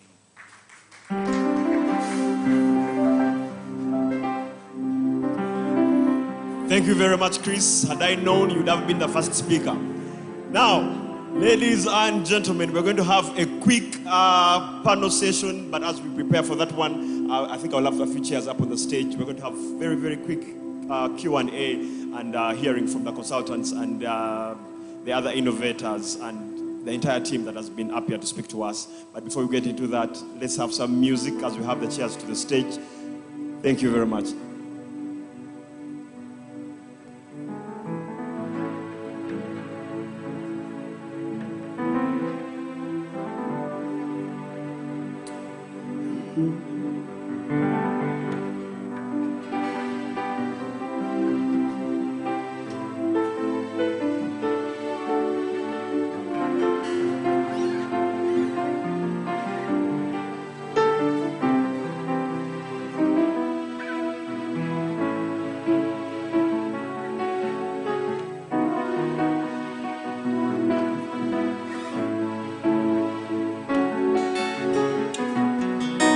era kumuketa weruchana tambuza kasomo negendereza obutagwa munya sani yagatamanye mubegoro kuba guno mukwano gunuma gunjagaza yera kiba kizibu nnyo kuteebereza nti naye bwakyo bawulira siringa oyagalawo okumala emalawo sikisaako obuyinza ebyobulamu bwe yabuwamba yatwala ye linnya siringa tunulanga talaba simanyi kikyanfudde abaye ningo muloge linnya sirinnya tunulanga talaba simanyi kikyanfudde abaye ningo muloge suubira okuba nga sisuubira kubana mulala yenna yansingira mulala olw'omukwano gwandaga wansuso alina engeri nyanzito y'amaaso akubako limuzerezegwa banga ali mu muliro kana yesijja omulezi mwotanyumira era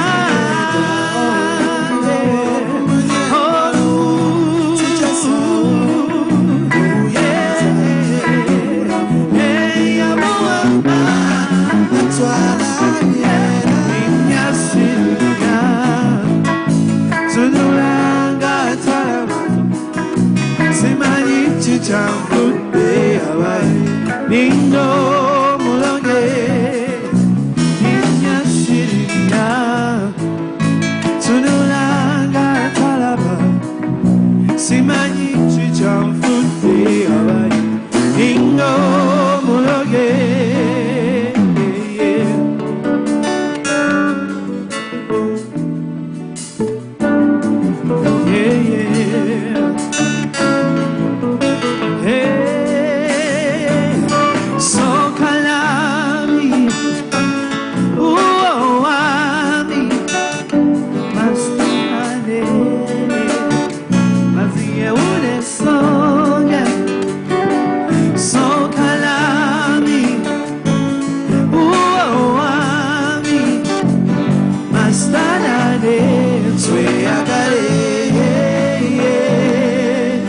Take me away. Ladies and gentlemen, another big hand clap for Gina Freak. A big hand clap for Gina Freak. Thank you very much. Thank you very much. Now, before I invite, I don't know if they told the organizers that I am a mechanic because it's only my chair that is not very comfortable, but Kale, mukama mulungi. Now, in this moment, I would like to invite all the people that have been up here speaking to us. Please, Essie, come take a seat. Chris, come take a seat. Collins, come take a seat. Claire, please come up. Mr. Kasozi, please come up. Mwami Chimba, come up. I think, do we have everyone? There was 6. Hey.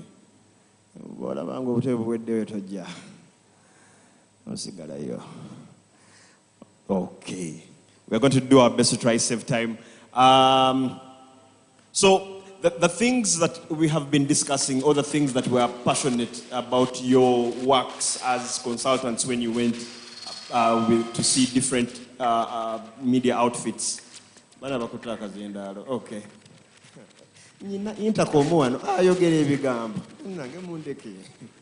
Okay, I want to go straight to the elephant in the room, money. Money is the biggest issue. It's funny, I think it's known, but it is the biggest issue in every place that opens up every day to get some work done. And I want to come straight away to you.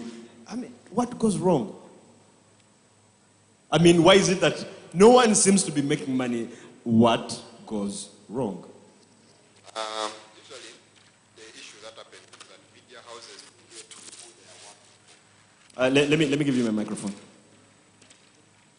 Media houses forget who they are working for. Usually, we have come to a place where a media house and its editor determines what audience they are giving out there, what their audience deserves, and we have stopped being relevant to the people who buy our newspapers, the people who watch our televisions, the people who listen to our radio stations. We have stopped being relevant to them.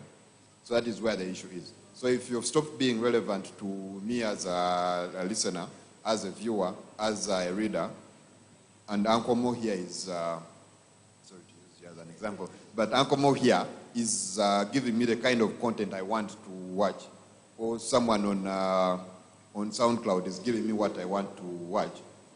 You've lost me as a viewer. To the advertiser, it means you've lost an eyeball, which means what you can charge that advertiser has also reduced. But because we are stubborn as usual, we'll still want to charge the advertiser a premium, even when we are on the way down. We are stubborn like that. So the issue is really, we don't know who we are speaking to. We are assuming, and that means the audience is turning away from us. Because, for example, there is a current effort to get the audience to be the one which pays for the content.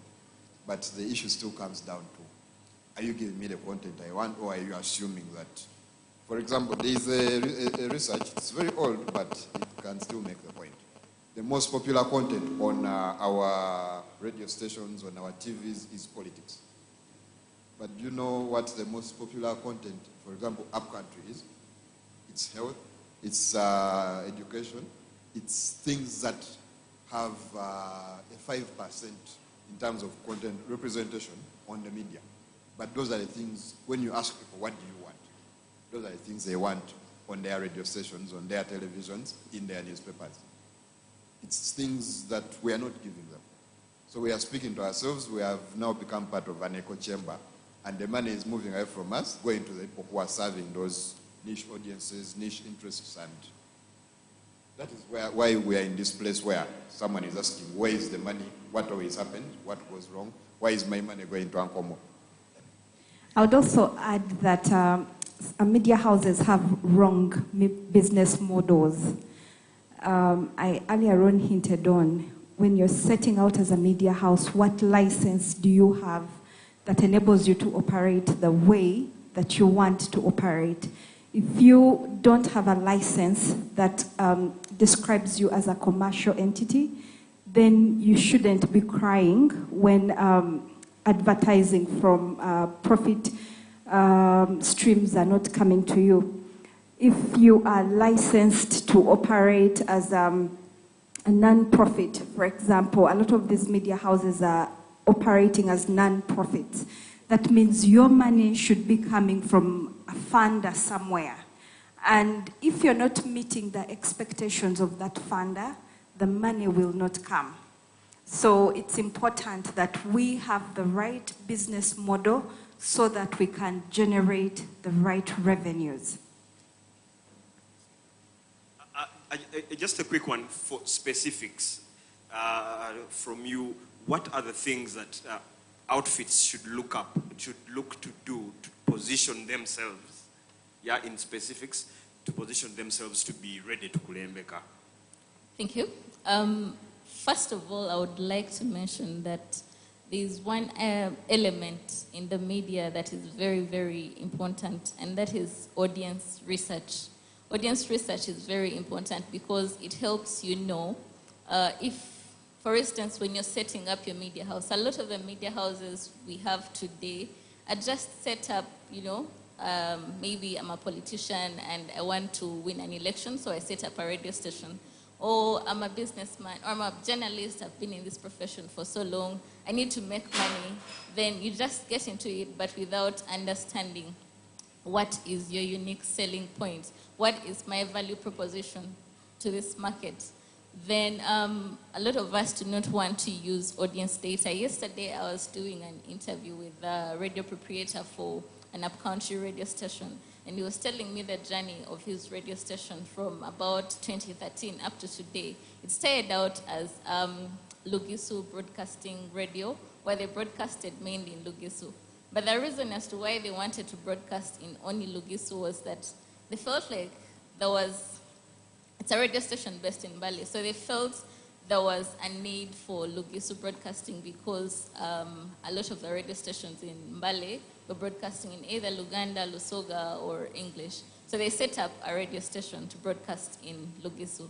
But then they did not have advertisers coming to them because the people they were targeting were mainly the people in mountains and all, but these people did not have buying power.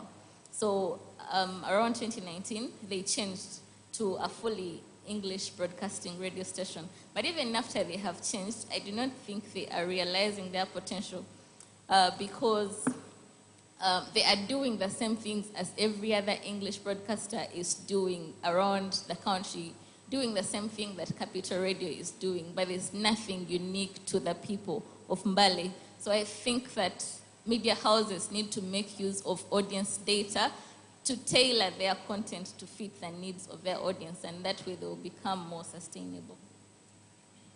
That's very beautiful. A big hand clap for those deliberations. I want to go straight away to Chris. When it comes to business models that work, how do you see technology tapping into that? Well, like I have already stated, there are a lot of media houses that are not tapping into technology. And that is a serious challenge. Why? First of all, we all know that most of the platforms can be monetized. That if you have 1,000 subscribers on YouTube and about 4,000 watch time, you can get some money. You know that you can surely run sponsored ads on Facebook on behalf of companies. I have my phone here and I have been running adverts for radio stations and promoting them and doing all that. They give me the money, I put on my account and run their ads. But they get money from there. So these are things that media houses are not looking into. Just like Claire has already said and Esther, they are rushing to do things that Capital FM could be doing. But Capital FM could have done their research and they understand the people they are serving. Why should I be in Fort Portal and there is no single news story from Fort Portal in a day? Everything is coming probably from URN, from Kampala and all that. Like we've always argued in the circles for journalists, that at times you cannot compete with maybe Daily Monitor to break a story. Then in Kampala they have the connections. So in Fort Portal you want to break a story like Daily Monitor. But so, basically there are a lot of opportunities that media houses can tap into online. I'm from Fort Portal. I know a minister, when she comes around, it is a primary, I think primary 7 or 6, who does her live streaming when she's commissioning a borehole, when she's doing A, B, and C. I know a university recently had a graduation, and they picked guys from somewhere to do a live streaming of the event. But where are the media houses in Fort Portal? Those who have the advantage of we have been here before. Why can't you do the live streaming and be paid? So it's a matter of opening up our minds as media managers. I'm happy Sam could be here. That you can do a lot of things and earn money instead of it's called airtime. That you're selling airtime, you're selling ads. MTN is running its own ads on their Twitter accounts. They are doing a lot of their things on their own. So media houses can tap into the technology that is already existing, and by the way, so free. And they make the money. That is my honest view about that. Awesome. I want to come to Mr. Kasozi. Just give him the microphone. COVID happens, and so many people start working from home. Did working from home happen at Homeland? Yeah, it did. How did it affect the business model at Homeland? Okay. Myself, I would come to town to office somehow.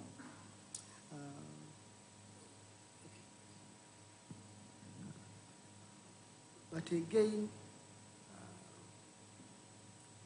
the flow, because we used to get the walk-in clients, those who come in with notes, adverts, the notes, lost phone, lost logbook, like that.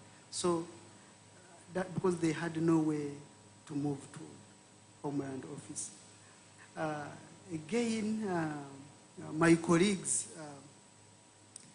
could not sustainably, manage that situation of working. There's this syndrome of I must work in an office. So, and I saw some of people would not finish assignments as they used to because they want to come to office. And I saw it at Homeland. I also saw it in town. So there's that syndrome of people want to work in the office. They don't want to work wherever they are. And this is, I think what technology is actually showing us, that you can use, I see some organizations training us, myself and other colleagues, how to use mobile phones to edit stories, to even present. I saw some people do even present programs using mobile phones as opposed to video cameras. So technology, but now people want to physically come. And I think if that syndrome is not dealt with, so there is a problem. But I would say thanks to COVID somehow, because it awakened us, especially the use of technology. Now people, they can appreciate doing programs on WhatsApp, and like you do wherever you are, send to a producer. The producer does what he's supposed to do. The program is on air. So you are here, somebody tells you, yeah, I hear you on radio, yet I am here. So, but without COVID, we would not get to appreciate all this. And I saw Zoom coming in when COVID struck. Zoom, because we used to hear telephone conferencing. Is it video? Something conferencing of, but it was not popular. And the government was trying to say that e-conferencing something, and the ministers could not buy it. But because of COVID somehow, you see now everybody is doing Zoom, NGOs, companies, I think there are other ways of doing work, even when you are not at that workstation. So at Homeland, we are also not left behind. Of course, technology is being limiting us somehow because of the economics. It's a small media company. The founders, myself and other colleagues, we are still at the infancy stage, but we hope to grow, and we shall grow with the appreciation of technology, and we put it in practice. And I think most other young journalists must now rethink, be innovative, and apply technology. That is very, very good. I like when people keep talking about COVID and they're like, we thank COVID. It is like after the war, and they're like, well, we thank God for this war. The war fixed things. COVID fixed and also broke things. Now, I want to quickly go to Mwami Chimba. Sorry, I have to ask this. Like, the guy who built Afromobile, how much do you think they were paid, the developer? It's not a number I can think of. I know exactly how much it is, but I cannot answer that question. That's a problem. I wish you didn't know so that we just throw us a number, but now that you know, you can't tell us. So, brings me to the question. Every time someone thinks about innovation and technology, the first thing is, can I afford it? Then you listen to other entrepreneurs who are in charge of making such innovations happen, and they tell you, you don't need money to start. That's a lie. That is a lie. Like he said earlier, technology can be very expensive, but we need to not to look at it as. I think the problem is very many people always try to look on the higher end of things, yet you can start small and build your way to the top. When it comes to streaming, there are very many free platforms that can allow you to stream and get RTMP links to several servers and whatever. It's just that you need to do your research and find what can work for you as a media house in your budget. Yes. Can I add something? I teach digital marketing, and I usually tell my students, do not buy into the lie that digital is cheap. It's actually expensive, and you have to invest. For example, just look at how much equipment is here. It costs money, dollars, because they're not made from Chikubo. They have to, it costs money. And content creation, content development, content distribution equally costs money. It is not cheap.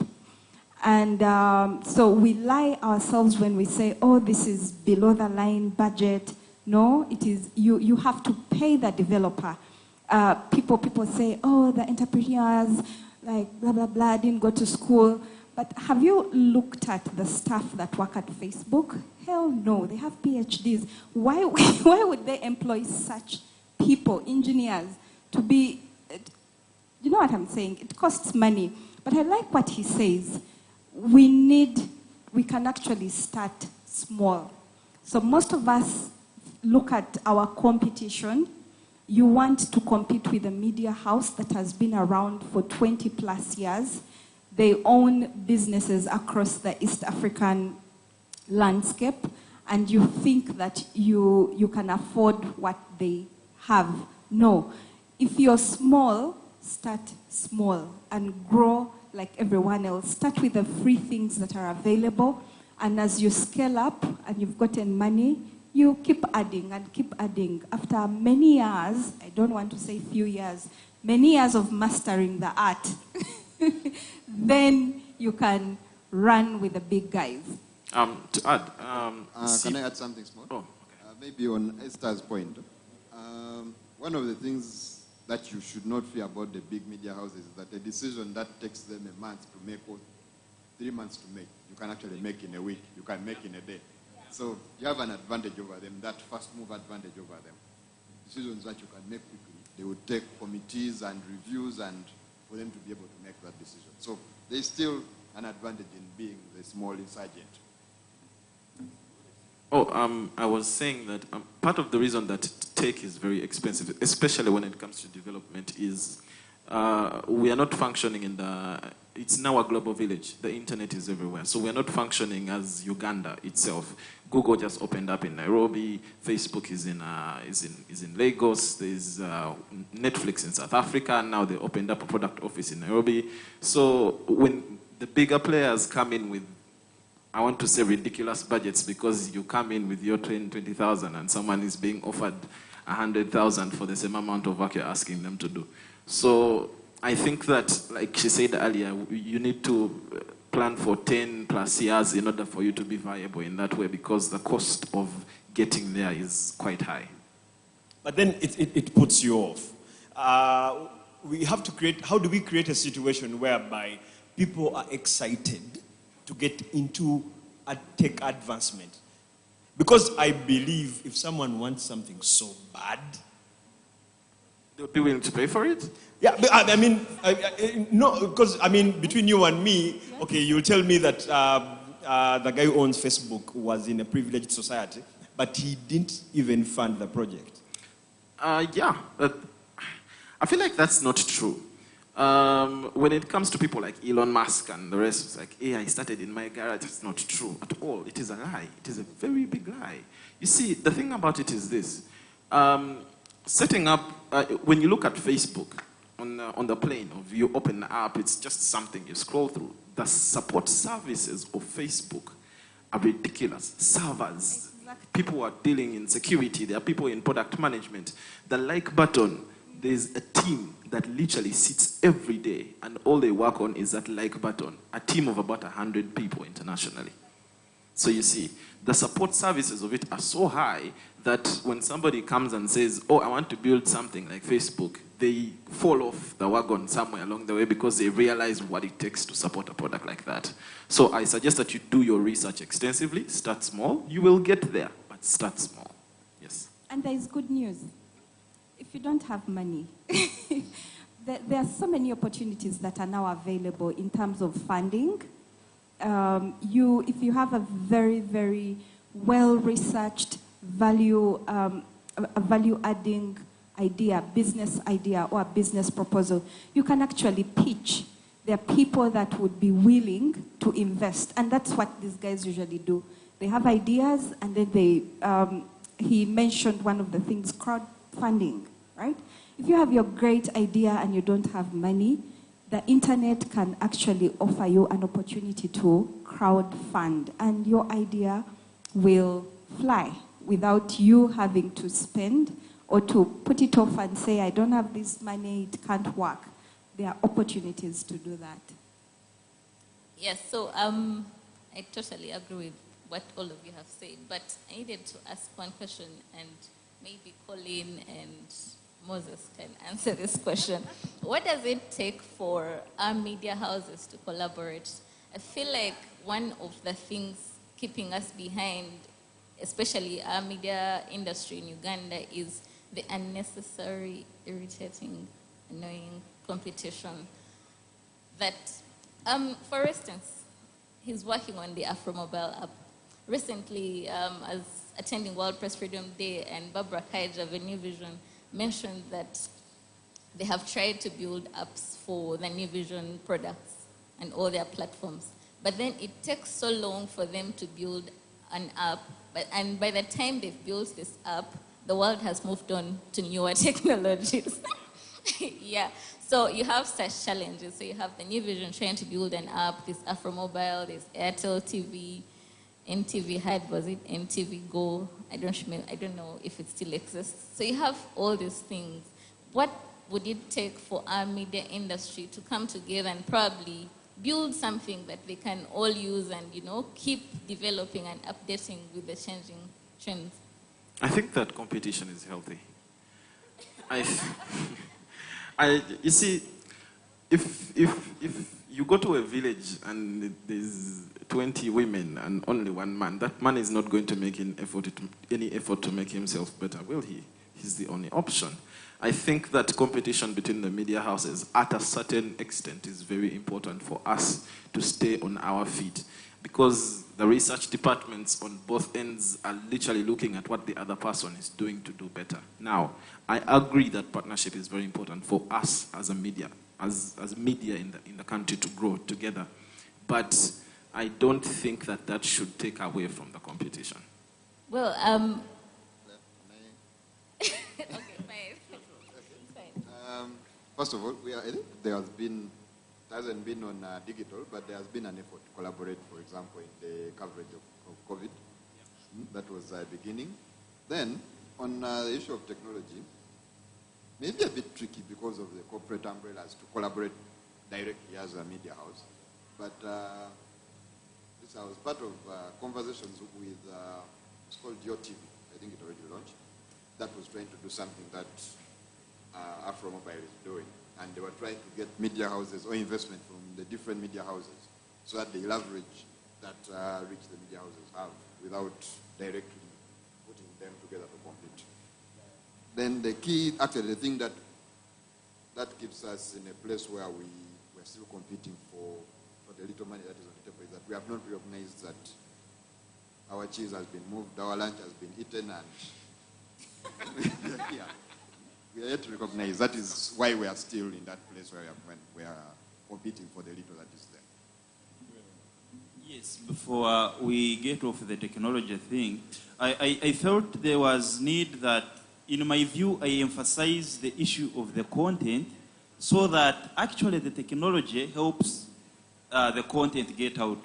I can assure you we have thousands and thousands of media houses, online websites coming up, and they are all trying to tap into the Google ads and all that.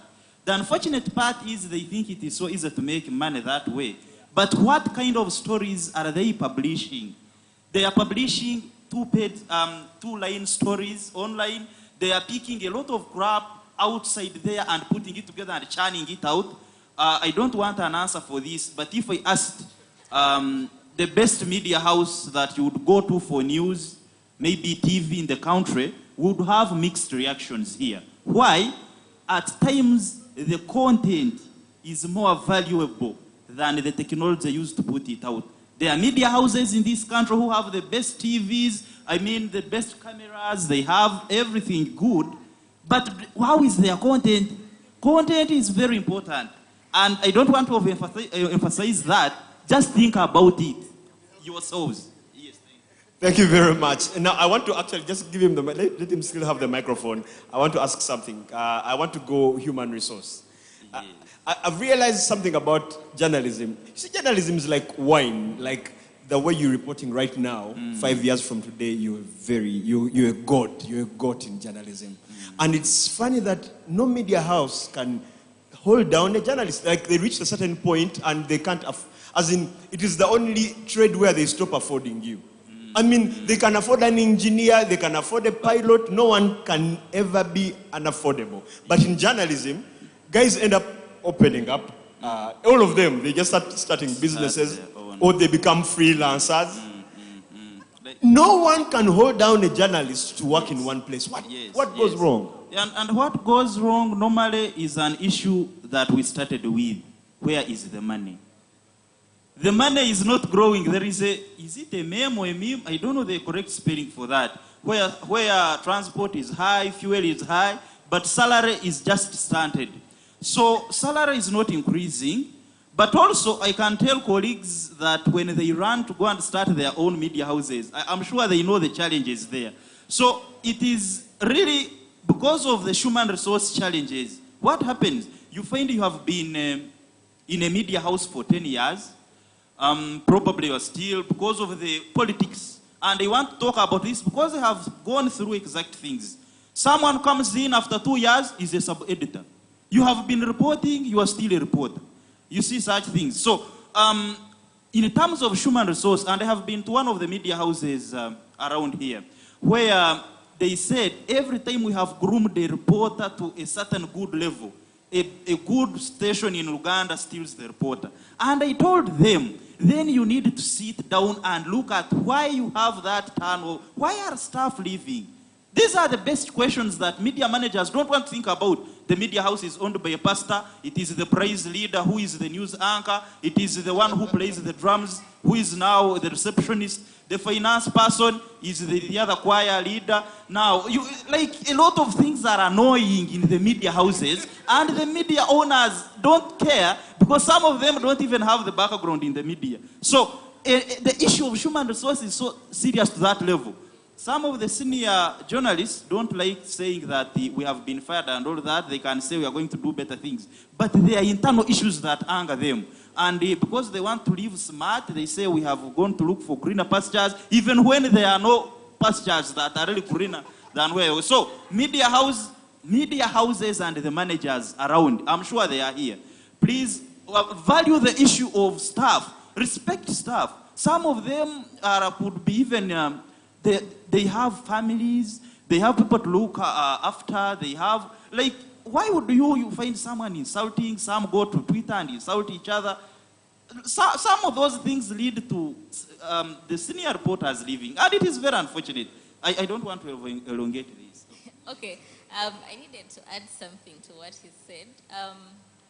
So for me, from my experience in the media, because I worked in some of the biggest media houses in this country, one of the biggest challenges I noticed is the fact that people do not appreciate that journalism is actually what is selling them.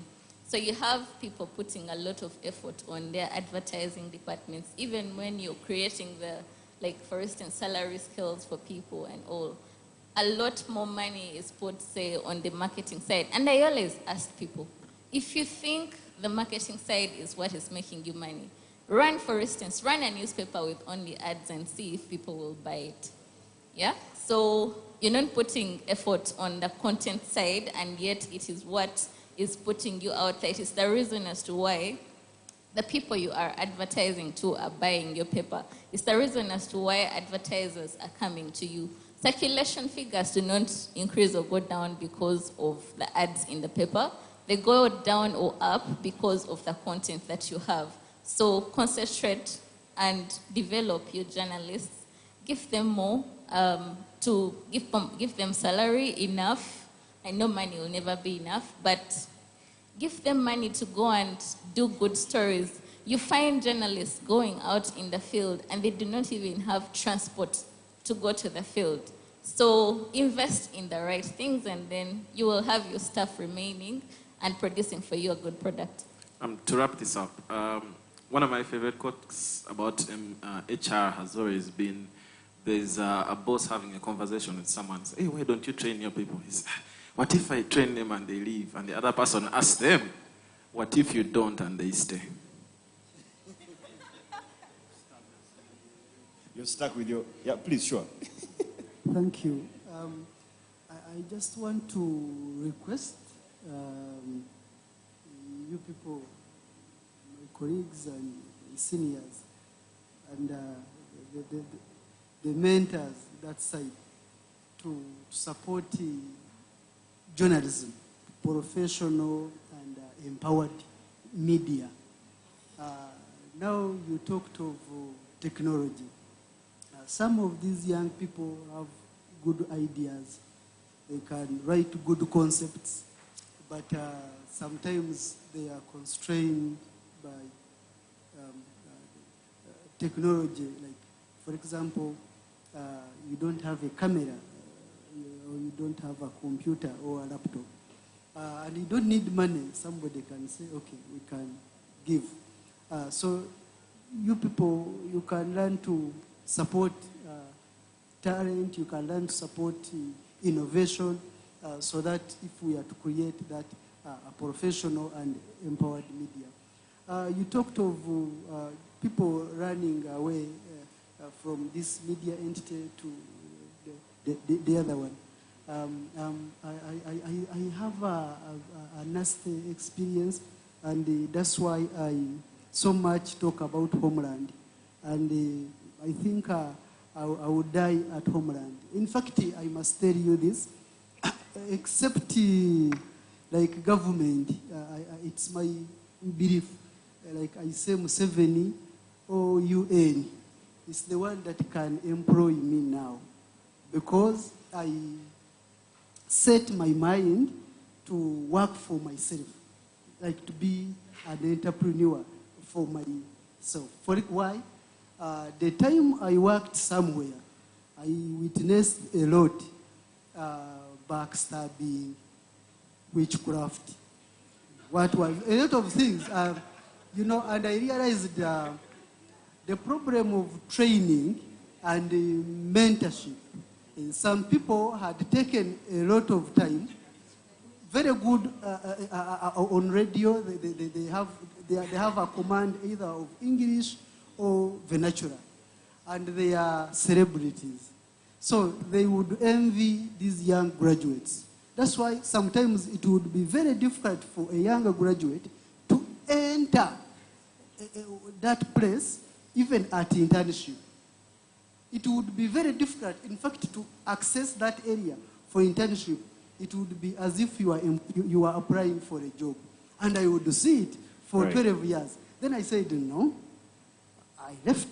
Then I said, no, I will work for I'll go and do my own thing. And actually, that is what whoever thinks that a media house is giving him or her a peanut. You can think, be innovative, and create something. You may not start a newspaper, you may not start a radio, but there are other avenues, especially with the aid of technology. You can do documentaries, those interested in television. You can do, these people doing live streaming, you gave an example. So there is a lot of opportunities. But again, if there are also those that have started, like Homeland, you can also support them. True. You know, also to develop. A big hand clap to Homeland, by the way.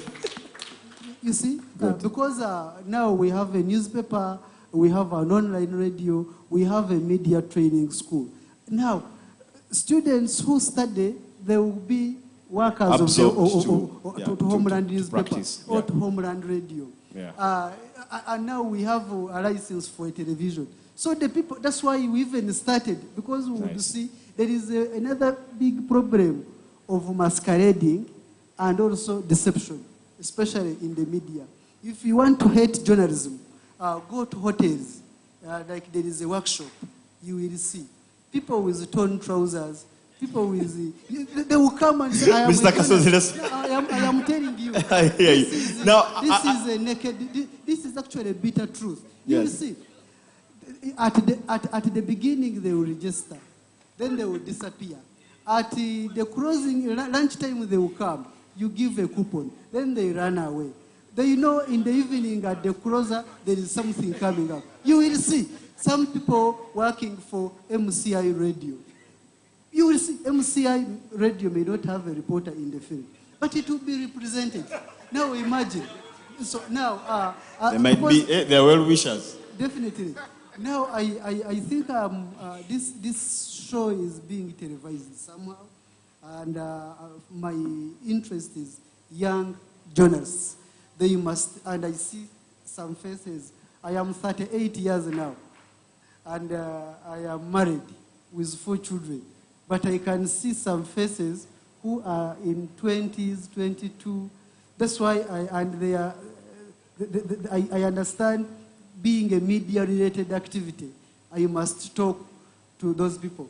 There is a saying in Runyankore that you speak to those up for those who are to understand.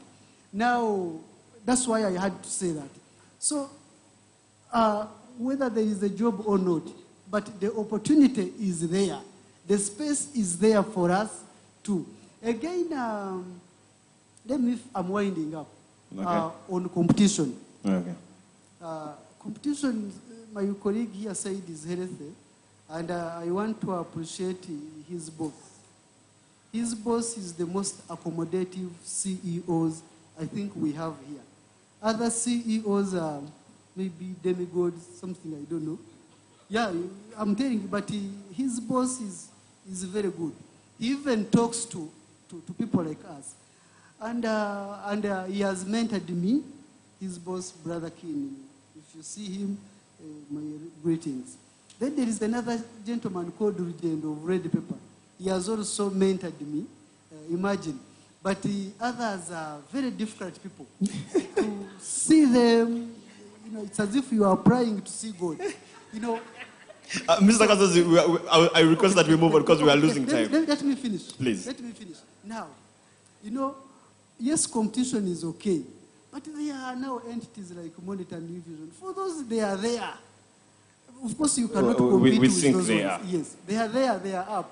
And actually, we learn from them. Yes. But now they must live as examples. Yeah. And of course, institutions have no problem. But individuals within those institutions, they are the problems. Now, if we have problems within those institutions, how are we going to create a professional and independent media, which is empowered? That is my point. The important part actually for me was people who practice witchcraft. We shall come back to it. Now, you see, I'm seated here with people that are decades and decades of experience, and we have been talking matters human resource. And like I've said, it is the only profession I find that can't retain an employee. And in that, they end up having newbies all the time doing stories and what. I have 2 people that did an article on me, and I can't even share it. Yeah, there are 2 houses, but they had to send some. Every time I'm like, hey, you've been doing, you're with them. Wow, you're from what? How long have you been practicing? It's been like 4 months. I'm like, why? And then when an article comes out, I'm like, I did say that.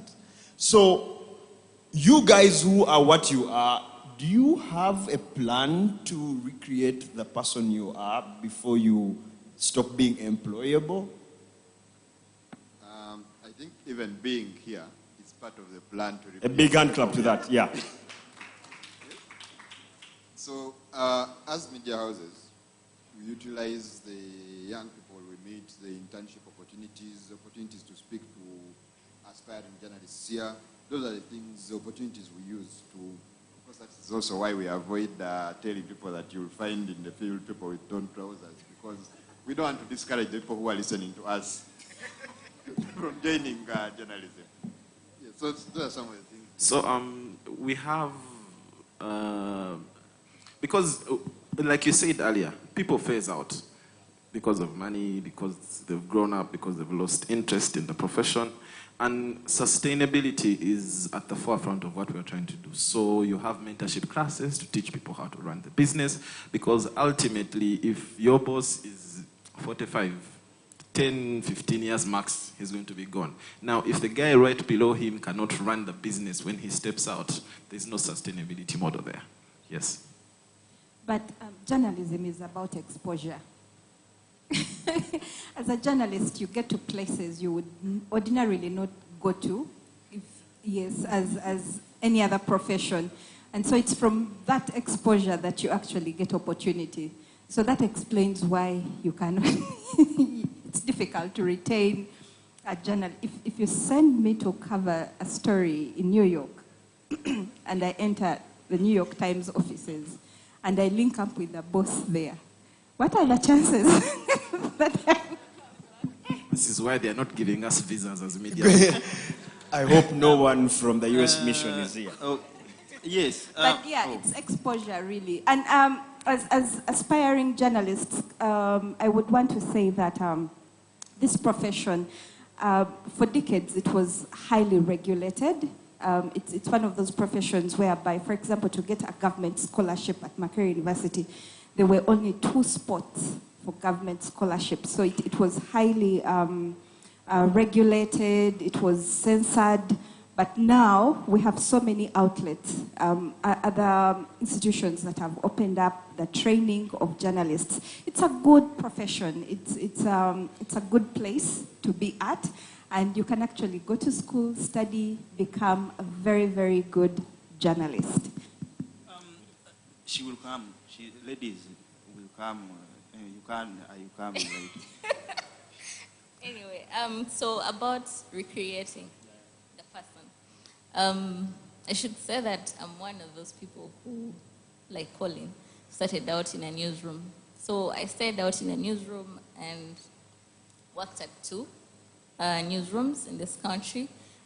So the thing that I think helped me grow in my career as a journalist, and I'm really grateful for that kind of attitude. I don't know where I got it from. So while starting out, I wasn't a very good writer that I am today. So when you get I did print newspapers. So when you had your article published, editors did a lot of work on it. And it came out, it came out looking so different. You would ask yourself, am I the one that wrote this? So for me, having my article published in the paper was never about seeing my byline in the paper. I would always go back to every article that was published and read through it, compare it with the raw copy that I submitted. And for me, that with time, it changed the way I wrote. And I'm really a good writer today because of that kind of attitude. A lot of journalists are excited about, my article was published, they'll never go back to see what was changed. I edited content for about, I think it was about 3 years.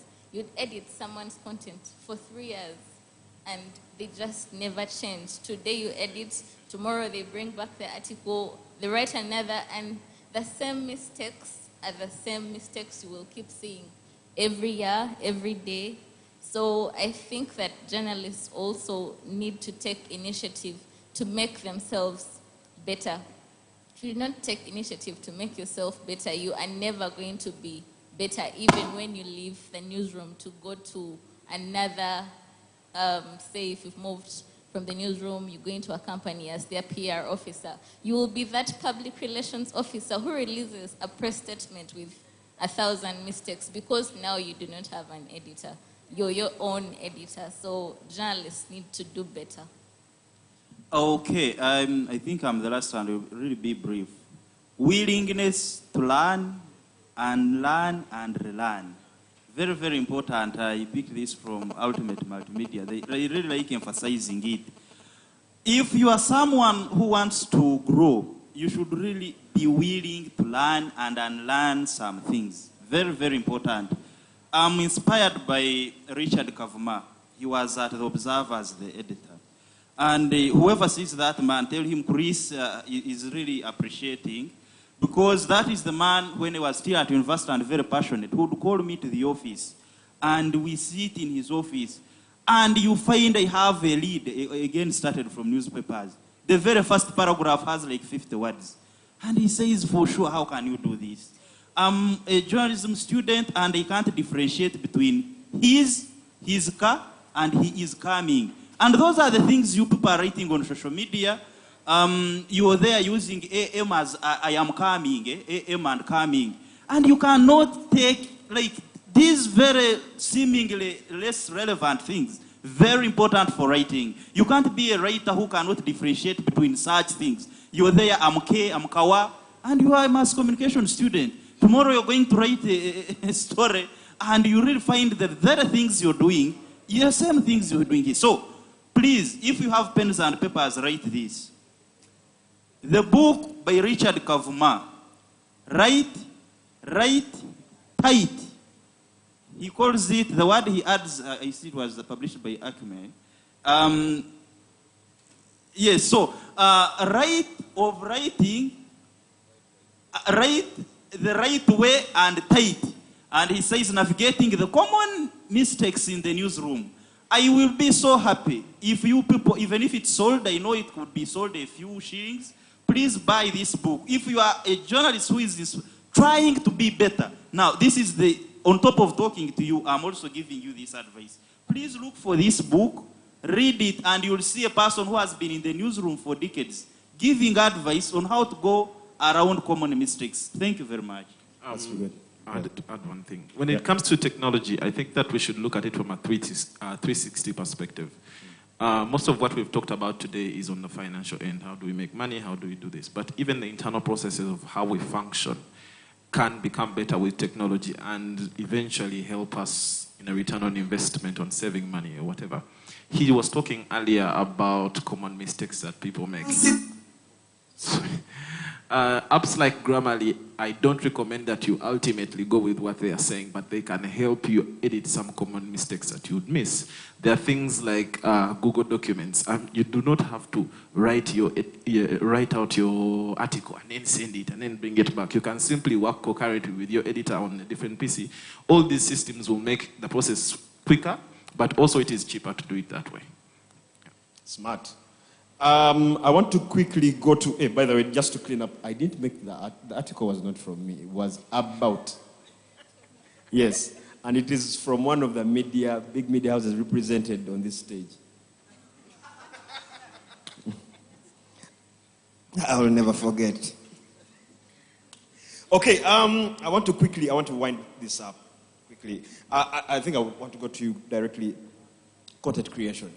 Everyone seems to be creating content in this country. Everyone is creating content. Actually, people are following people because they are content creators, that certain universities are even falling for it. And they're like, I think you should represent us. Such things. How are we navigating the situation of content to still be relevant, as in it doesn't need to be sleazy for people to bite up on it? What's the present? What's the future of content creation? I think, first of all, I think content creation is the future. Why do I say so? The future consumers of media are the younger people. They're actually dominating the current consumers at the moment. That is the reason as to why we're seeing newspaper circulation going down. I hear a lot of people take pride in saying, I don't watch news on TV. I don't know why it's like that, but a lot of people do take pride in saying that I don't watch news on TV, yeah? So anyway, what am I saying? Content creation is the future, and I see a lot of people working with content creators, but what I always tell people is to identify content creators that rhyme with what you're doing, because content creators, a lot of the good ones have a niche. Whether someone is doing political content, someone is doing entertainment content, there's this Uncle Mo doing comedy and commentary about everything and anything. So you have people doing different things. So you need to identify one who rhymes or identifies with the kind of thing that you are doing. You do not want to get someone posting nudes on Twitter running your campaigns for you or being your content creator. So don't just go for who has the most following, but who gives value to what you're putting out. But you see, we have a problem. There are things that are very, very important, like in the environment, health, living, like, just telling people to drink water. Say, yeah, but you can't just tell people to drink water, they won't listen. That's what I call a drive. So how are we going to make important information be in media and it is actually consumed and we actually retain an audience? Bite-sized. So, because of, like she said earlier, a big population of the people that we're speaking to now are young people. And we know that the attention span has decreased significantly in the last 10 years. People cannot even watch 45 minutes of a show. I think that the way you go about it is one way to do things like that. Because I remember I was watching, I don't want to do any brand mentions, but I remember you were doing something about a bank or something and you were betting or something. And for me, when I saw it and you crying at the end of the video, it just rang in my mind. It's, man, this betting thing. I just be throwing your money away. So bite-sized content, but also that is not, because young people do not like to be lectured. If it feels like you're telling them, do this, they will definitely tune out. So it's creative ways to tell their stories without feeling like we are lecturing them. I would also add that to create content, you first have to understand your audience. What is the need of the audience? How do they like to receive that information? Because sometimes we have good information, but we don't know how to deliver it. So you just go create a video or do a meme, throw it there, and there are no likes, there are no shares, and you're wondering, but and I think that's the challenge that a lot of content creators are facing. We are churning out so much content, and we are not getting the reviews or the likes that we had hoped for. Someone once mentioned in a certain forum that, among that percentage, they said that Ministry of said mental health, content creators, they contribute to that percentage. People are going to have major mental breakdowns because their content is not being consumed. And the question usually goes back to, what content is it anyway? Who is it being produced for? And how are you delivering it? You create a video, you throw it on TikTok. But the audience on TikTok, just because there are people there, that's not the topic they consume. And so you're wasting your time there. Or you do a video, you send it via email, and it's a totally different audience that interacts using that channel. So it's, my point here is it's not just a matter of churning out content, but sitting down to do a lot of thinking around the who, the what, the when, the where, the basics of journalism, for crying out loud. Oh, you're answering them. I wanted to expound on her point. I think one of the biggest culprits of what she's mentioning is our own government. I was sitting in a meeting somewhere in an MDA and they were talking about a communication strategy. Oh, we want to talk to people in Chikubu. And then we want to do a symposium at Hotel Africana. Really? And then you have this title, so many English words.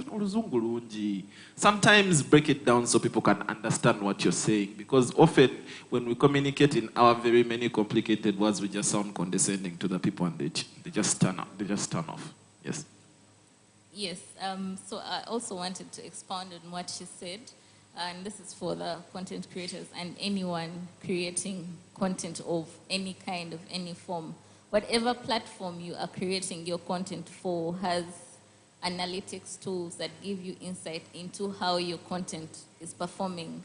Are you looking at those numbers? Are you taking a deep look at them and understanding what those numbers are telling you?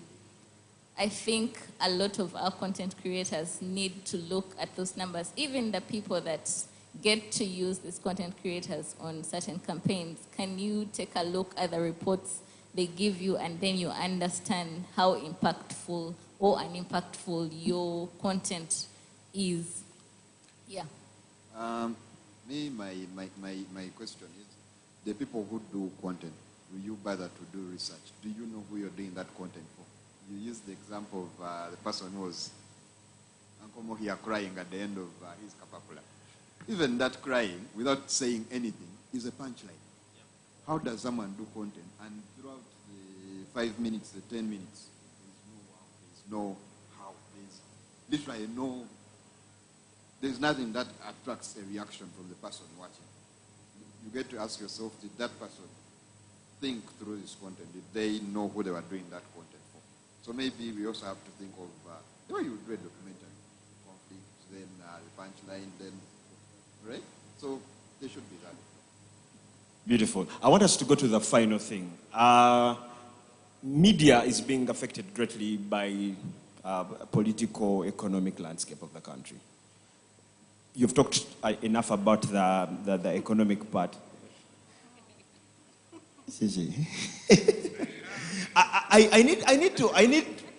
I need to understand, because you see, media has a very big role. We can't just say, I won't sleep because I fear to dream. So what happens? So what do we do? Because there is a responsibility to the people.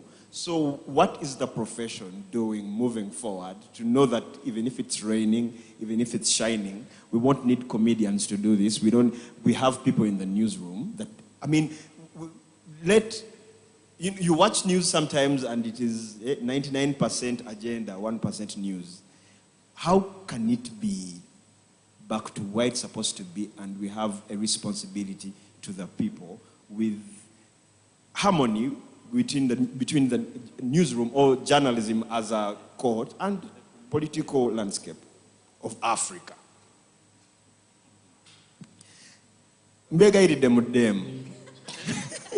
You've asked a very, very interesting question. That's the word. Journalism and politics. Someone already mentioned here. Some of our media houses are established by politicians who intend to drive political agenda. And that already, they have a right. Of course, everyone. I was reading an article yesterday, and one of those huge people in New York Times, Washington Post, and blah, blah, blah, was mentioning, and they said, never lie to yourself that there is independent media, that even they themselves in those big establishments, there's always someone driving an agenda. So you're right, we are living in a space that is very, very turbulent in terms of politics, and balancing your reporting is your editor. For me, it goes back to the editorial policy. And why are we here? Because it's usually your editorial policy that guides your operations as a media house. And so whichever way you want to swing it, we always go back to your editorial policy. If you want to drive your political agenda, we shall look at your editorial policy and we know this is who you are, this is what you stand for, this is how you write your stuff or how you produce your news, this is who you represent, this is who you're speaking to. Your question here is, how can we be relevant? I earlier on said it is important that as journalists, let's do the bare minimum of going to school. There is a media code, a journalism code that we usually sign up for with certain rules of engagement that we are supposed to be following. My opinion is, if we go back to those ethics and that code, every country has something that it will provide to guide. Every media house will also have a media house. Every country will also have advertising standards and all those kinds of things. So we need to go back to those rules and regulations, read them through, understand them. If we decide to walk by those rules, then we shall be doing a service to our people that we want to serve. I think to add on what she has just said, there is a belief, and a very bad belief, that if you try to kind of side with one political party, you're going to be more relevant and get more likes and reactions. Friends, I want to tell you, I have seen media houses collapse. There are media houses that somehow started by opposing, then they come to this side, and these days I no longer really see them. Again, that's a public secret. So public secrets are known by people. So the real thing is, if you do what you're supposed to do and professionally, trust me, you will still get the following and the reactions. So, and that's why the Media Viability project becomes very relevant, that we are here to pass on this information to you, that you don't need to side with a political party to be relevant. You can still do your work very professionally without trying to show your sides. And some of the well-established media houses, even in the editorial policies, they state it, like I think BBC somewhere says we promote the interests of the UK or something like that. They state it. But read the kind of stories they publish. You will not clearly see that here they are over-promoting so and so. No, even they can go hours and hours. You will not see an advert running. They are doing serious work. And just imagine how many would run to BBC to put their adverts. If they decided to say we are allowing adverts from this side, they would make a lot of money. So my prayer and my humble request to media owners, to reporters, you don't really need to keep getting so political. The professional code of conduct is so clear. You are supposed to be so really balanced. You are supposed to be fair and objectivity. But some media houses are putting that aside. And I'm not a prophet of doom. Media houses that are betraying Ugandans, by giving them a lot of unbalanced work, they will surely go down. You will be telling me. Thank you. Thank you, Chris. And so just like Christopher, I believe that politics should be the least of our worries as media in Uganda. For me, I think that our biggest worry should be how to make our content better, because media in Uganda actually not even doing the bare minimum. The African Center for Media Excellence, where I work, has done several studies on media coverage of several public affairs issues. And our findings are really, really appalling. That you find that, so we do monitor different aspects that are covered in the media, from the front page, for instance, in print, to the last, if it's TV, from the beginning of the bulletin to the last, to the end. And we analyze each of these stories looking at all the aspects of the coverage. And you find that a lot of these stories do not have that depth that they deserve. A lot of these stories do not even have follow-ups. You find a story that has broken, and then the following day they do not even follow up. They just dump it and move on. So I think that is our biggest challenge in journalism today, more than politics. I know that journalists have been beaten once in a while in different places, and we've made noise about these things. It's so bad that journalists get beaten, but then when it comes to our everyday work, I mean, you get beaten during elections, campaigns, here and there. These are things that happen maybe every 5 years. It's like occasional, yeah? But what happens to the things we do every day? When we come to work every day, we pitch stories to our editors. Why aren't we doing even the bare minimum to do in-depth stories? Because we want people to read our content. We want people to watch our TVs. I know I've said this, that people take pride in saying, I don't watch TV news. And it's because this news is not giving them the value they are looking for. So more than politics, I think there's a lot more to do with